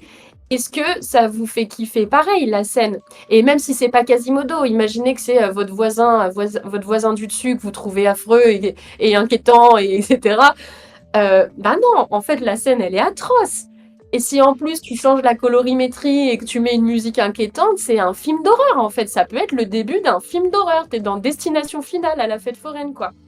Et voilà, cet exemple, il est hyper important parce que tu te rends compte à quel point on met tous les efforts du monde dans ce genre de scénario pour te faire gober à toi, hein, en tant que spectatrice hétéro en formation, et ben que ce genre de comportement, le chantage au suicide, le harcèlement, parce que c'est du harcèlement, hein, quand tu lâches pas quelqu'un sur des minutes entières et que tu la supplies de sortir avec toi, comment on est censé désirer ça et trouver ça romantique. Et il y a un tas de comédies romantiques dans lesquelles la persistance est présentée comme quelque chose de désirable. Alors que dans la vraie vie, quand tu as bien identifié que tu veux pas d'un mec et que tu lui dis non, on va pas sortir ensemble, c'est hyper angoissant si quand tu vas prendre ton métro, tu te rends compte qu'il a demandé à toute la station de faire une chorégraphie pour te demander en mariage alors que tu l'as vu une fois et demie et qu'il te fait peur, quoi. Donc ça, voilà, c'est le genre d'exercice que je propose à chaque fois autour de mes exemples pour que ça nous saute aux yeux, en fait. Cette arnaque. Et vraiment, c'est là où j'utilise le mot de propagande. Enfin, cette propagande pas pour l'amour romantique, pour la banalisation des violences, l'érotisation des comportements problématiques et violents. Ton livre, tu soulignes, je te cite pour qu'on parte sur un autre sujet, a priori, en opposition avec les séducteurs, dragueurs, forceurs, agresseurs, il y a ceux que nous croyons formidables, les nice guys. Est-ce que tu peux nous en dire plus sur ces fameux nice guys, justement? Ah oui, le nice guy, justement, c'est celui qui est présenté... si on pense à How I Met Your Mother, pardon pour mon How I Met Your Mother, mon super accent là, Barney, c'est justement le gars manipulateur, bad boy en son genre. À côté de ça, Marshall, c'est vraiment le gendre idéal, alors qu'est un nice guy, mais c'est pas tout à fait ça, cet archétype. Lui, c'est vraiment le bon mari, le meilleur ami et tout. Et c'est plutôt Ted Mosby, mais comme Ross, justement, Ted Mosby ou Ross Geller dans ces séries-là, qui sont présentés vraiment comme le mec sympa, quoi. Le mec dont on va pas du tout se méfier. Il est gentil, il est serviable, il est amoureux, il a envie d'être dans une relation amoureuse. Ça, c'est ça qui est très intéressant. Il est intéressé par le couple. Donc, il est présenté comme étant fiable. Et donc ça, c'est un archétype qu'on retrouve très très souvent. Et sa déclinaison, ça peut aussi être le meilleur ami, quoi, dans les comédies romantiques, dans les films pour ados. Mais justement, scénaristiquement et dans l'écriture de ces personnages, et dans le casting des personnages, c'est pas ceux qui sont choisis comme étant les plus sexy ou désirables, ou justement dans un cliché plus viril.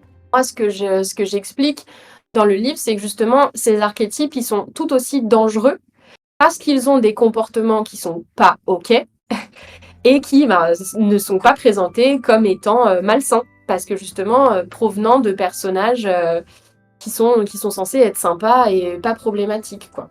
Tu parles dans ton livre, tu parles de l'exemple de Pretty Woman, mais ce que je trouve intéressant avec cette figure du nice guy telle que tu la présentes, c'est qu'elle montre avec elle la profonde normalité incarnée de la domination patriarcale. On est nice jusqu'à qu'on le soit plus. Si l'affaire Pellico, elle a autant fait parler d'elle, au-delà du nombre qui est terrifiant et du sordide absolu de l'affaire, c'est aussi parce que ces violeurs, c'est des nice boulangers, c'est des nice pères de famille, c'est des nice professeurs, c'est des nice monsieur tout le monde. Et j'insiste sur monsieur tout le monde, hein, parce qu'on peut avoir cette image de la série Dexter, dont la part de masculinité hégémonique, toxique, violente, délétère, c'est en fait une partie de soi qui est autre, un dark passenger, comme il est dit dans la série, alors que non, en fait, on forme un tout complexe qui est traversé de toutes ces contradictions, de toutes ces injonctions, de ces privilèges qui font que les violeurs de Mazan, c'est des personnes, en tout cas pour la majorité d'entre elles, tout à fait normales, dans le sens le plus normé, le plus aux normes possible. On est un nice guy, hein, jusqu'à ce qu'on ne le soit plus, mais on porte ça avec nous tout le temps, d'où ce fameux Allman, hein, remis en avant là aussi dans les milieux militants, dans la médiatisation de l'affaire Pellico. C'est dans ce cadre que toi, tu as souligné à plusieurs reprises lors de tes précédentes interviews qu'il fallait pas distinguer l'homme de l'artiste. Est-ce que tu peux nous en dire plus de ce point de vue? Oui, mais d'abord, si tu me permets, c'est lié ce que je décris dans le bouquin. Enfin, je parle du syndrome Chuck Bass. C'est comme ça que j'appelle ce chapitre 3, mais je pense que pour que ça parle vraiment à tout le monde, souvent je dis aussi le syndrome de la belle et la bête, enfin le syndrome de la bête. C'est-à-dire que, bon là, je vais parler du Disney, hein, de La Belle et la Bête, mais dans le Disney, je pense que tout le monde a la référence. Qu'est-ce qu'on nous apprend? Enfin, in fine, si on a un regard plus surplombant, on nous apprend qu'une fille, bah, Belle, en plus, c'est la plus intelligente des héroïnes Disney, elle lit, elle adore lire, elle se cultive, elle est intelligente. Son père est kidnappé par une affreuse bête dans un château. Elle troque sa vie contre celle de son père. Donc elle est séquestrée. Toutes les 2 secondes, elle est menacée de mort par la bête. Mais au final, elle persiste parce que par-ci par-là, elle voit que c'est un petit oiseau blessé, cette bête-là. Elle persiste, elle persiste. Lui, il fait des efforts. Alors c'est dur, hein, mais il fait des efforts, ça paye un peu. On tombe dans le panneau et à la fin, ses efforts sont récompensés puisque la bête se transforme en un prince super canon, chemise col en V, des longs cheveux bruns et elle vit, en fait, elle a trouvé le grand amour, quoi. Moi, ce dessin animé de Disney, c'était l'un de mes préférés. Je le regardais tout le temps avec ma mère quand j'étais petite et ça me faisait rêver. Enfin, vraiment, ça me faisait rêver. Et au final, vous vous rendez compte le prix à payer pour avoir le beau prince avec la chemise col V et les cheveux longs? C'est avoir son père blessé, kidnappé, être séquestré pendant des semaines, menacé de mort, être terrifié. Mais ça vaut le coup parce que à la fin, il change. Ça, on est vraiment dans de la propagande violence conjugale. Que dans la vraie vie, je l'explique à longueur de temps, dans la vraie vie, non, à la fin, on n'a pas un beau prince qui nous rend heureuse pour toujours. À la fin, en fait, le prince et la bête, c'est la même personne, c'est un homme, et il ne devient pas doux comme un agneau. Cette violence-là, elle est là, on ne le change pas. Et malheureusement, ça, c'est tout un schéma d'histoire qu'on retrouve dans une multitude de films romantiques et dans des séries. Donc pourquoi je parle de Chuck Bass? Parce que dans Chuck Bass, dans Gossip Girl, c'est la même chose. Chuck Bass est le pire des connards, pardon, hein, mais dès l'épisode 1, il essaye de violer 2 personnes. Il est abominable avec l'héroïne, avec Blair Waldorf. Mais à la toute fin, spoiler alerte, ils se marient, ils auront des enfants et ça vaudra le coup d'avoir souffert pendant 8 ans.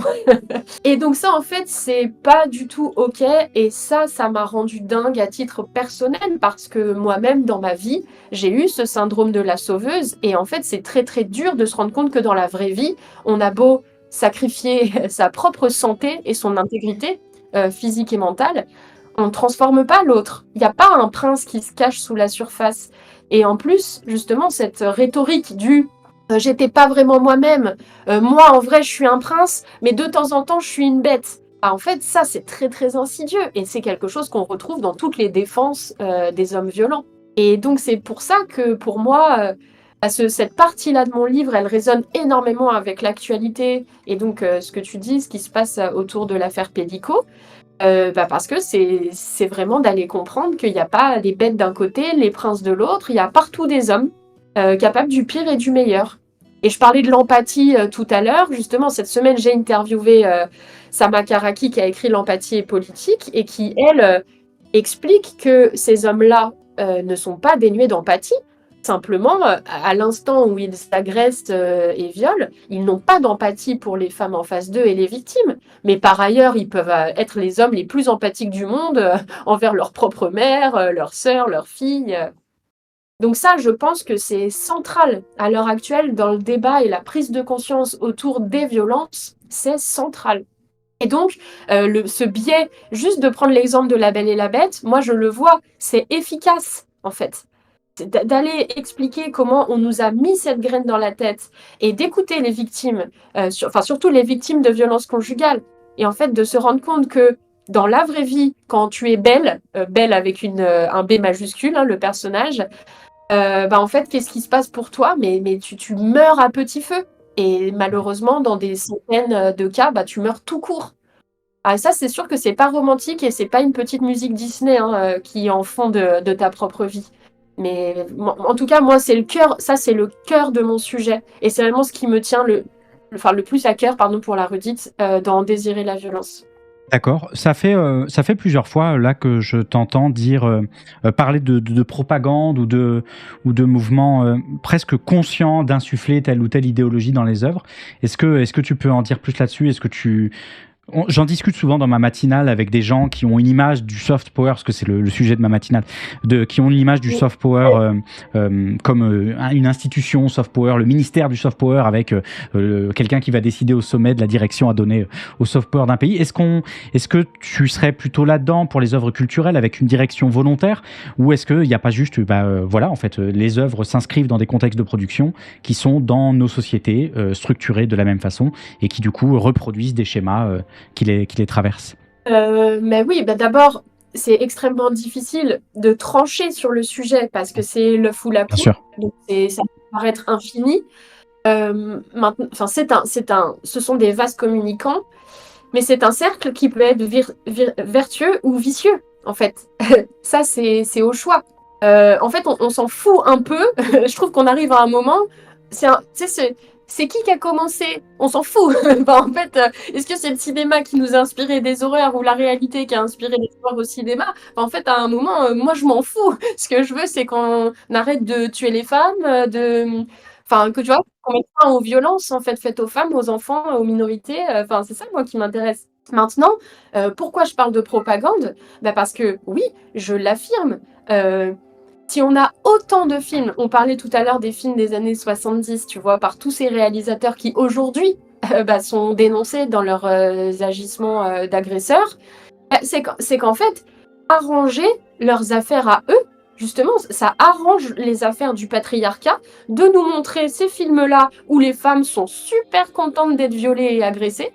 Dans les valseuses, elle en redemande, hein, Miu Miu. Enfin, c'est pas Miu Miu, c'est le personnage que Miu Miu. C'est-à-dire que vraiment, elle est violée, on l'engueule parce que c'est pas une bonne victime de viol, vraiment littéralement. Hein. Le personnage de Depardieu lui dit c'est chiant, enfin il lui dit pas ça, mais en gros c'est chiant de te violer parce que tu te débats pas. Normalement elles se débattent, il y a un peu d'action, donc enfin imaginez à quel point ça va. Et il y a carrément une scène où elle dit je sais pas comment ça se passe avec les autres filles, dites-moi, enfin c'est une cata. Et encore une fois, dans Emmanuel, qui a été un peu mon cheval de bataille, présenté comme un chef-d'œuvre de l'érotisme français, hein, dans Emmanuel, sa libération sexuelle, son émancipation féminine passe par le viol. À la fin, Emmanuel explique qu'elle est heureuse d'avoir été violée parce que elle est devenue une vraie femme comme ça par le viol. Donc, en fait, excusez-moi, mais pour écrire ça, mettre en scène ça, et en plus une fois sur deux, violenter réellement les actrices sur les plateaux de tournage. En fait, c'est bien que ça leur profite. Ça permet, en fait. Ça, et puis, je parle même pas des actrices mineures. C'est-à-dire que tout autorise, ça autorise. Et quand après, en plus, ça crée dans tous les cerveaux féminins que c'est ce que les femmes veulent. Difficile, en fait, après de dire le nom des femmes veut vraiment dire non, quand on a vu que des films où le nom des femmes voulait dire oui. Parce que là, on n'en a pas parlé, mais moi, je parle d'Indiana Jones, je parle de James Bond, de Star Wars. C'est vraiment les héros cultes des hommes. Et puis, l'univers Tarantino, j'en parle même pas. En fait, enfin, c'est même pas qu'on nous ment. Et on nous a appris, de toute façon, voilà, c'est le titre de mon bouquin, on nous a appris à désirer la violence. Donc, soit en être victime, soit la perpétrer, quoi. Je rajoute à l'exemple de Bertrand Blier un extrait du livre où tu cites Geneviève Cellier qui dit chez Bertrand Blier la misogynie est totalement assumée. Il le dit lui-même, il a fait ses films en réaction au mouvement féministe des années 70. Donc là, oui, c'est difficile de ne pas parler de propagande à ce niveau. Oui, Oui, bien sûr, mais justement, ce qui est très très dangereux, moi je suis très en colère contre les années 70 pour y revenir, hein, parce que depuis toujours, moi j'ai entendu parler de mai 68, de la libération sexuelle, justement l'émancipation des femmes, mais quand on creuse culturellement, mais quelle émancipation? Non, c'est de nous avoir fait croire que c'est ça qu'on voulait. Et en fait, c'est vraiment des proportions immenses. Si on pense à Grease, par exemple, pendant longtemps, enfin, moi, ça a vraiment été mon film préféré. Je me suis plusieurs fois déguisée en Sandy dans Grease à la fin, quand elle revient en cuir et tout. Et moi, je me disais, waouh! Enfin, moi aussi, j'y voyais un côté liberté, comme si la jeune fille sage, à la fin, s'affirmait et devenait rebelle. Et ce film-là, il nous raconte rien d'autre qu'une femme qui transforme, qui change qui elle est pour plaire au regard masculin de Danny en face. Danny qui, plus tôt dans le film, pendant un rencard, l'agresse sexuellement et se plaint ensuite d'avoir été refoulé et se demande ce que ses copains vont penser de lui à l'école, enfin au lycée. Et en fait, ben ouais, je réutilise ce mot de vertigineux. C'est vertigineux, c'est étouffant de se rendre compte que la majorité des films avec lesquels on a grandi, en fait, nous ont appris ces choses-là. C'est quelque chose qui toujours aux personnes qui sont contre mon discours ou qui justement ont bien envie de me coller l'étiquette, tu sais, de wokiste, pro-cancel culture. C'est qu'en fait, moi je suis pas, non, moi je défends pas la cancel culture, au contraire, je défends vraiment une liberté dans les œuvres d'art. Mais c'est très difficile d'ouvrir les yeux. Cette lucidité, elle a vraiment un coût.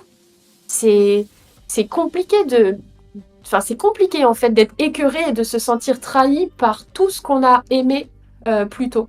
J'ai vu hier une interview de Gaël Faye dans Click chez Mouloud Achour qui parlait de Michael Jackson notamment. Et j'étais heureuse d'entendre un homme dire ça, à quel point c'est difficile de se sentir trahi parce que lui disait qu'il n'arrivait plus à écouter Michael Jackson comme avant, quoi. Et enfin voilà, faut se rendre compte que en fait justement les féministes n'attendent pas de faire tomber toutes les personnes les unes après les autres. Tu vois, moi je me réveille pas le matin en me disant alors par quelle grande figure culturelle je vais être déçue aujourd'hui. Bah non, ça fait du mal en fait. Dans ton livre, tu dépeins aussi beaucoup d'autres mécaniques très présentes dans les œuvres culturelles que tu décris, l'érotisation des tueurs, la représentation agiste des femmes, très majoritairement plus jeunes, voire beaucoup plus jeunes que leur binôme masculin. Napoléon, Ridley Scott, on se souvient.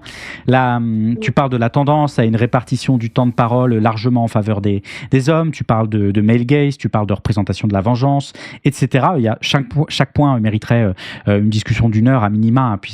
Et puis de toute façon, j'invite celles et ceux qui nous écoutent à lire le livre Désirer la violence. Qu'est-ce qu'on fait de toutes ces œuvres? Est-ce qu'il faut les cancel? Est-ce qu'il faut les annuler? Est-ce qu'il ne plus les regarder? Est-ce qu'il faut mettre des écriteaux en début d'œuvre pour contextualiser? Est-ce qu'il faut mettre des bandeaux BFM en bas attention, représentation éclatée dans 3, 2, 1 Qu'est-ce qu'on fait exactement? Moi, j'ai cru comprendre qu'on partageait le même intérêt pour le travail musical de Marilyn Manson. Qu'est-ce qu'on fait? Son dernier album, on le fout à la poubelle? Qu'est-ce qu'on fait? Bah oui, c'est drôle, enfin c'est pas drôle que tu me parles de Marilyn Manson, mais moi Marilyn Manson c'est l'un des trucs... Ah ouais, c'est vraiment difficile pour moi parce que je l'ai écouté j'étais à son concert pour mes 27 ans, donc en 2017, tu vois, c'est récent quand même 2017, et j'étais déjà celle que tu as en face de toi, moins radicale, clin d'œil, mais déjà féministe, déjà journaliste, et bref. Moi d'abord vraiment ça me tient à cœur à chaque fois de dire que je suis pas la police des mœurs, je suis pas la police tout court, j'ai pas à vous dire ce que vous devez écouter ou pas écouter, on est libre. Et justement, en fait il y a plusieurs axes de réponse. La première, intime, personnelle, veut que toutes et tous vous fassiez ce que vous voulez en fait. Si vous avez envie de continuer à regarder des films de Gérard Depardieu, écouter Marilyn Manson, écouter Noir Désir, enfin en fait je peux pas vous interdire et je comprends. C'est parce que ça doit représenter des émotions positives pour vous. Maintenant, ça c'est pour la réponse intime, privée. La réponse publique, elle est que, pour moi, à l'heure actuelle, une radio qui diffuse les gens précités, pour moi, c'est politique. Enfin, pour moi, c'est un geste quoi, de dire, oui, nous on diffuse tel gars. Qui a tué, violé, agressé, c'est su, c'est avéré, voilà. Si on organise, bon là ça n'arrive pas, les gens vont quand même pas à ce point, mais admettons un cycle Gérard Depardieu dans les cinés, ce serait absolument... déjà, ça n'arriverait pas, mais je veux dire, il est indispensable qu'on contextualise aujourd'hui les œuvres, ou bien Polanski, enfin, que sais-je, et même Johnny Depp, enfin, en fait, pour moi, la réponse, ça je l'écris dans mon livre, c'est la contexte culture. C'est-à-dire que tout peut... Enfin, rien, je veux pas que les choses soient brûlées, mais je veux que ce soit contextualisé. Et ça vaut aussi pour les musées. En fait, aujourd'hui, désolé, mais c'est plus possible d'avoir les portraits de Dora Maar par Picasso sans un carton qui nous explique qu'elle était victime de violence de sa part, en fait. Enfin, qu'il a bousillé les femmes de son entourage, qu'ensuite il démonte littéralement dans ses toiles, quoi. Enfin, Donc voilà, pour moi, la réponse, c'est la contextualisation. Et puis après, la dernière réponse, c'est d'arrêter de donner de l'argent à ces gens-là. C'est-à-dire que les albums qu'on possède déjà, les livres qu'on possède déjà, bon bah voilà, si vraiment ils nous dégoûtent, on les revend. Maintenant, allez acheter un nouvel album de Marilyn Manson, allez participer à une cagnotte pour la carrière de Bertrand Cantat. Voilà, moi non. Enfin, ça c'est ma limite parce qu'en fait, ça veut dire qu'on finance ces hommes-là. Donc voilà, la réponse, elle est vraiment à plein de stades et elle est très personnelle. Et moi, justement, j'insiste à chaque fois pour qu'on... En fait, même si on me la colle, l'étiquette, je l'arrache. Non, je suis pas une... De toute façon, oui, je suis pas une hystérique pro-cancel culture, pas du tout. Je veux qu'on débatte, je veux qu'on nuance, je veux pas créer de la honte aussi. Tu vois, dans mon livre, je sais très bien que... Enfin, il y a des personnes qui me disent « Oh, mais moi j'adore N'oublie jamais. Oh là Bien là, sûr, mais bien sûr. ça craint. Mhm. Moi j'adore tel film. » Et je lui dis « Mais il n'y a pas de souci. Il n'y a pas de souci, continue à le regarder ton film. Moi aussi, enfin je veux dire, enfin voilà, Grease, il est repassé il y a pas longtemps, je crois, sur Arte, je l'avais regardé, j'avais chanté, il n'y a pas de souci. Simplement, aujourd'hui, j'ai une conscience critique de ce que j'ai sous les yeux. Et surtout, on a quand même pas mal parlé des plus jeunes. Aujourd'hui, enfin moi je suis pas encore maman, mais si je montre n'importe quel Disney et donc la Belle et la Bête à un enfant, à un jeune de mon entourage, on en discute en fait. Je lui explique. Et ça, c'est très simple quand même, enfin mince quoi, d'aller discuter avec les plus jeunes, avec les ados, de leur dire ok, bon bah là, t'as lu ce livre de dark romance, mais vraiment, est-ce qu'on peut prendre 10 minutes quoi pour s'en parler et pour se dire que dans la vraie vie, t'as pas du tout envie d'être kidnappé et séquestré. C'est intéressant que tu dises ça parce que l'une des solutions que je t'ai souvent entendu apporter pour enrayer peut-être la normalité du patriarcat en chacun de nous, on s'est vite dit, mais c'est l'éducation. Se parler, s'éduquer, être éduqué, éduquer les autres, ou comme le dirait le pédagogue Paulo Freire qui considérait que personne n'éduque personne, s'éduquer à travers le monde. Et je cherche ma réponse radicale. Est-ce qu'on peut vraiment imaginer, concevoir, mettre en place une éducation pleinement émancipatrice au sein d'un cadre patriarcal et d'un mode de production capitaliste? Voilà, la question, elle est bien formulée, hein. Alors, en fait, là, cette question-là, elle est très, très liée aussi à la pornographie, aux médias, à la sexualité. Enfin, en fait, c'est vraiment la question de l'éducation aux médias, l'éducation affective et sexuelle, qui en fait sont des choses qui existent déjà. Parce que ce qui est directement lié à mon propos, c'est vraiment l'éducation à la sexualité. Et ça, on le sait. Et d'ailleurs, j'ai écrit un autre bouquin, mon deuxième bouquin, qui s'appelait et si on parlait vraiment de sexe, pour les 12-20 ans. Depuis 2001, en France, il y a une loi qui, normalement, rend obligatoire l'éducation à la sexualité au collège et au lycée. C'est une cata. Là, je les connais plus par cœur. Les pourcentages d'application de cette loi, c'est une cata. C'est même pas un tiers, si je dis pas de bêtises, d'établissements qui appliquent la loi de cette éducation à la sexualité. En fait, on peut créer les lois, les cadres d'une éducation aux médias. Pourquoi je rejoins ça? Parce que l'éducation aux médias, c'est très très important pour lutter contre les fake news, pour justement prévenir aussi des discours masculinistes, extrémistes, etc. sur TikTok notamment. Tout est lié. Ça peut exister. Maintenant, il faut que ce soit vraiment appliqué. Et moi, je le sais, en tant qu'autrice, notamment pour ce bouquin sur l'éducation à la sexualité, mais même sur Désirer la violence, c'est pas facile du tout d'intervenir dans les classes. Pas du tout. Parce qu'il faut notamment que ce soit validé par les infirmières scolaires. Or, on me rapporte, et j'ai déjà entendu des discours d'infirmières scolaires ou infirmiers scolaires complètement problématiques et voire très à la ramasse, quoi. Donc moi, il n'y a rien qui me fait plus plaisir ces temps-ci que des témoignages de profs qui me disent qu'elles utilisent mon livre comme support auprès de leurs élèves. Souvent, là, à chaque fois, ça a été des classes de 3e. Je m'en réjouis vraiment. Mais pour moi, je ne crois... Enfin, c'est pas que je ne crois qu'en ça, mais je mise tout sur l'éducation. Et le changement... Enfin, l'éducation auprès des plus jeunes.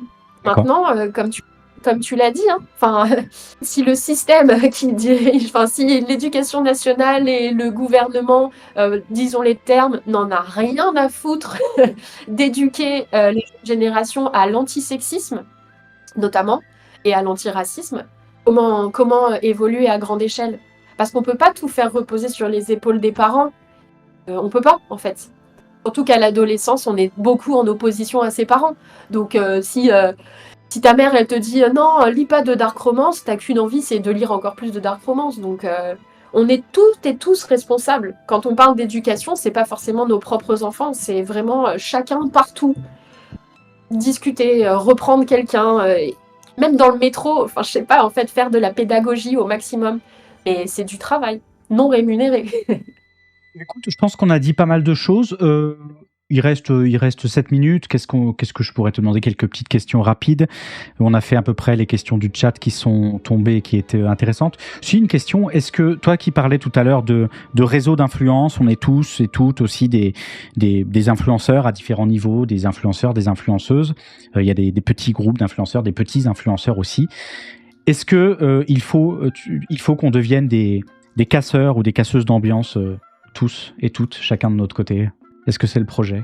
Bah oui, moi je conclus presque mon bouquin, enfin si je conclus mon bouquin en disant que je Ouais, suis bien sûr. officiellement devenue une casseuse d'ambiance et que c'est tout à fait ok pour moi. Mais en fait, tu sais, c'est un peu un piège cette expression. Parce qu'en fait, la question c'est quelle ambiance on casse? Et pour qui? Parce que, Et pour qui, en ouais. fait, bah oui, c'est qu'en fait, qu'importe le camp, qu'importe l'endroit où on se place, on peut casser l'ambiance, tu vois. Ouais, bien sûr, bien sûr. Ce qui compte, c'est, je crois, de changer l'ambiance. Mhm. C'est l'ambiance majoritaire, tu vois. Parce que si l'ambiance, elle était meilleure, on n'a plus envie de la casser. Donc je dirais que tant que l'ambiance ne nous va pas, d'ailleurs tant qu'il n'y a pas d'ambiance, parce que c'est surtout ça l'histoire, bah, on a des choses à casser.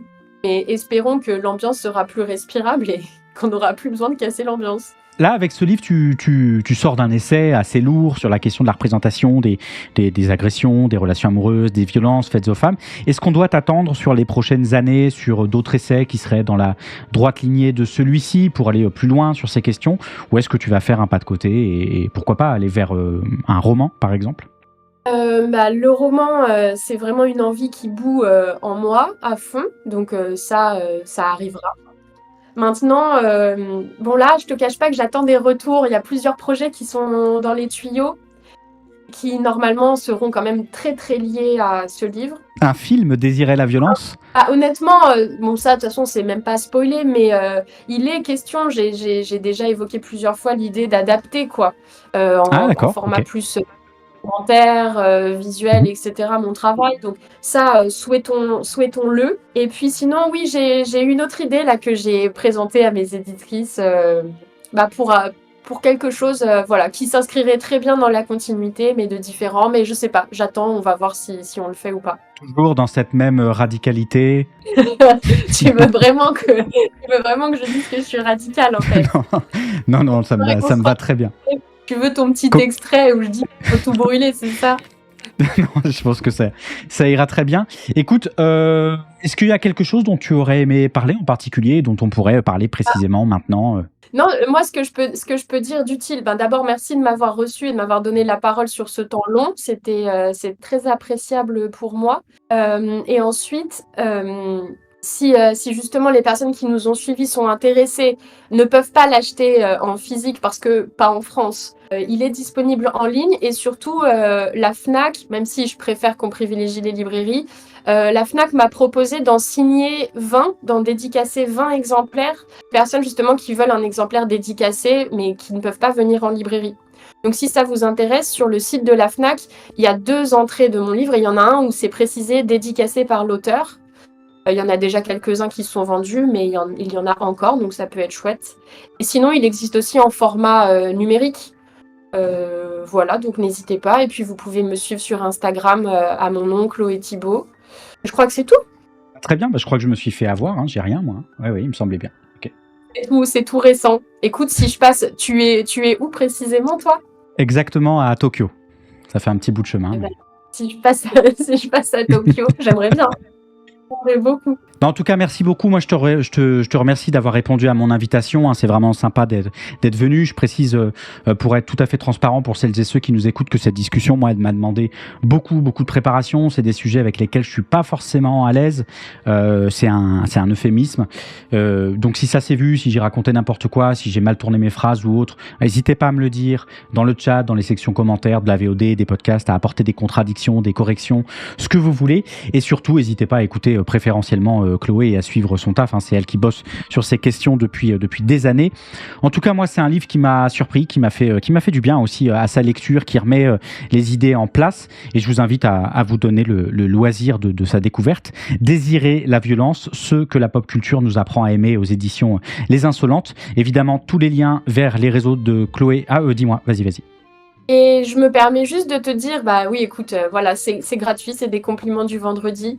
Non, moi je peux témoigner du fait que ça se ressent vraiment quand les interviews et les échanges sont préparés, donc merci beaucoup.